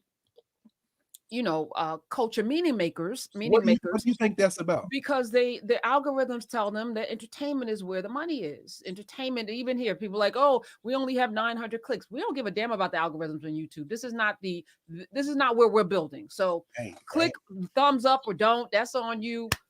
This is not where we're making our. I'm not putting a stake down here. Do whatever. But yeah, it's a sad thing but that is what the algorithm. That's why we got Trump. He brought money in. The advertisers love that. So if you're a news outlet, you are looking around like, where's the money? Here, all right, put them on 24 hours a day. Where's the money? Did you see how they capitalized his new thing he's launching? Yeah, I mean, to the tune of, I forget how much and I was reading in the FT Financial Times they about to sink. They about to anyway, right? So you think this mass exodus is because they're switching to even lighter fare? Yeah, they are. But there was a whole. I'll share the article with you. Please, yeah. That entertainment, wig snatching, edges, all of the, Here we go. all of that. That is what is bringing. That's what we click on. But again, you are what you eat. So I can't necessarily blame these news outlets because they're only following the algorithms that we put in. So we're telling them this is what we like, which is why we have all of the shade rooms and the media takeouts and all of the now news that now is entertainment. That's our responsibility to tell the world who we are. And we do it here on YouTube too. So all of the things y'all click on, you're telling them. So you oh, I didn't get any notification for this. But where's most of your time spent? If it's spent looking at, who did what and divorced this and somebody called somebody something, and that's the algorithm that you have created. Right. Don't make it easy for them. Don't make it easy. Like I'm just they're already gonna nap because it never pops up in my YouTube. We never pop up in mine. So we know that they are manipulating the algorithm as well. But why are you making it easy for them? Why are they making it easy? I mean, you know what? It's interesting. We can't blame. We can't. I mean, that's what I was going to say. You full of dirty water. You don't know that you're full of dirty water until you have a clean glass. And even then, sometimes you're like, that tastes funny. That tastes funny. I'm not used to. That's what I was going to say. I saw it when I was looking at this State of the Black Union. We used to watch those things. They come on C-SPAN. And let me before you go, I love that. I mean, it was like right. It was like, oh, you could see, all of the people together and they're having these deep conversations. And it's just like church. Afterwards, what institutions were built out of those? This is something I can ask now. Like, what happened as a result of those great conversations? We felt good in the moment, and then we went back to our lives, and nothing changed. Well, I think part of it too is, like you say, that contract with Black America. Remember, Tavis did that. Yeah. It was published by Hbcus. It was Third World Press, and I think there was an attempt to build, but at the same time, you're right. We should learn from what has happened. But if we don't even remember that 13-year-old kid in 2007, there have been 14 years since then. In other words, and it's so interesting you say what you said. Charles Oaktree spoke, as I said, Chuck D spoke, but right before that, I forget whether it was Cornell, Lerone Bennett was there that evening session. And that's part of the reason I like watching those things, because it reminds me of people who I loved, who helped train me, and you see, like, Charles Oaktree is still around, but he's not in the best health. I mean, obviously. So anyway, yeah, exactly. So, and Lerone Bennett's an ancestor. But one of the things they said was, and Chuck D said this, referring to one of the early conversations. Chuck D said, "Y'all can't blame the young people. Don't blame them." So when you said that, no, come on back. I'm not making a big point. I just want to. When you said that, if you have been drinking dirty water the whole time, we can't blame you when your breath stink or when you start vomiting. You didn't have clean water, and it's gonna taste funny at 4. This is one of the things I really loved about Tate. Greg Tate literally tried to convene everybody in what he was writing. You can't. And I didn't even talk about this. We'll talk about this Monday night. I am going to talk about this. When he writes about Baraka, for example, and y'all go back and look at that debate he had with Greg Thomas about Baraka and Ellison. Baraka was in constant movement, and this doesn't mean he's a saint or a god. Nobody is. Greg Tate could rain fire on anybody in the same sentence as he's complimenting them. But at some point, you got to pick. And the legacy, I think, of a Greg Tate for the generations that have come after, we're seeing now this turn toward rootless Blackness, in the sense of celebrating Black culture and Black love, but you're doing it in partnership with institutions that don't give a damn and are simply trying to wait you out. And as long as they're in control, and there's a lot of pushback against that. I'm not saying that there aren't there, because we're part of that, but also a lot of other people. We can't blame people unless we create spaces. And so I want to thank you again. Well, I mean, 92 lessons in, I feel like we've done a lot. And at some point, some of you you can't serve two masters. You can't be here loving, amen, and stuff, and then tough. I'm gonna be over here, and two masters. You can't serve two masters. And I'm also gonna drop another scripture. Can't put new wine into old wine skin. Oh, so we built a whole new wine skin.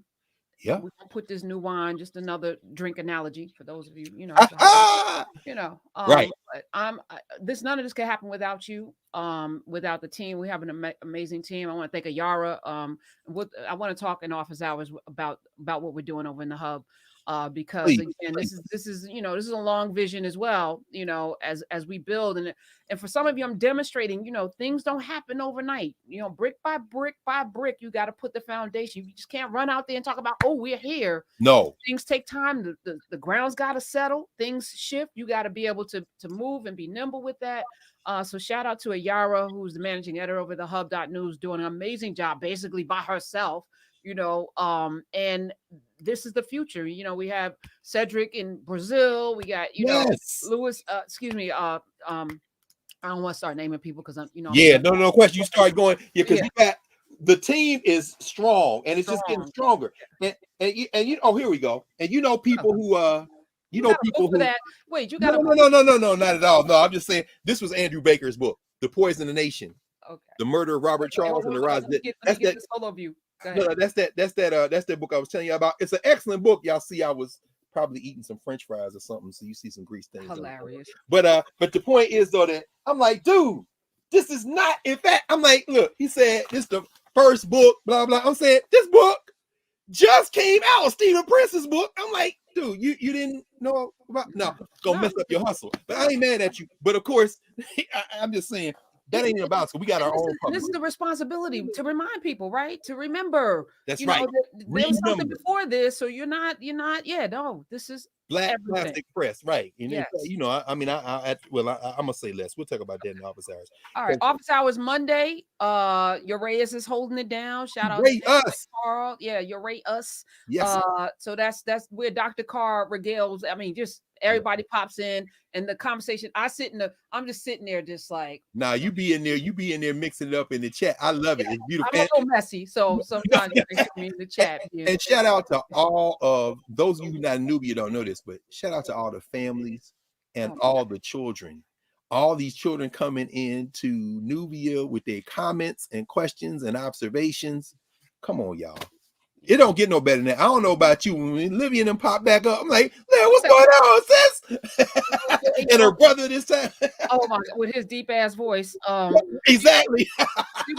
And I could tell that you're plugged in a way. Your Reyes may be like, he come in, I might be tired, but you come in like Voltron up in that, like it feels different. It just feels different when I watch you on Monday sitting back. So that's different. We just sitting there. I mean, now y'all know. I mean, yeah, we teach, we do faculty, and I'll tell you, Professor, and I will say, you say less now because as Nubia is building, all these HBCU faculty, they're like, yo, when can we come over and offer this stuff we doing?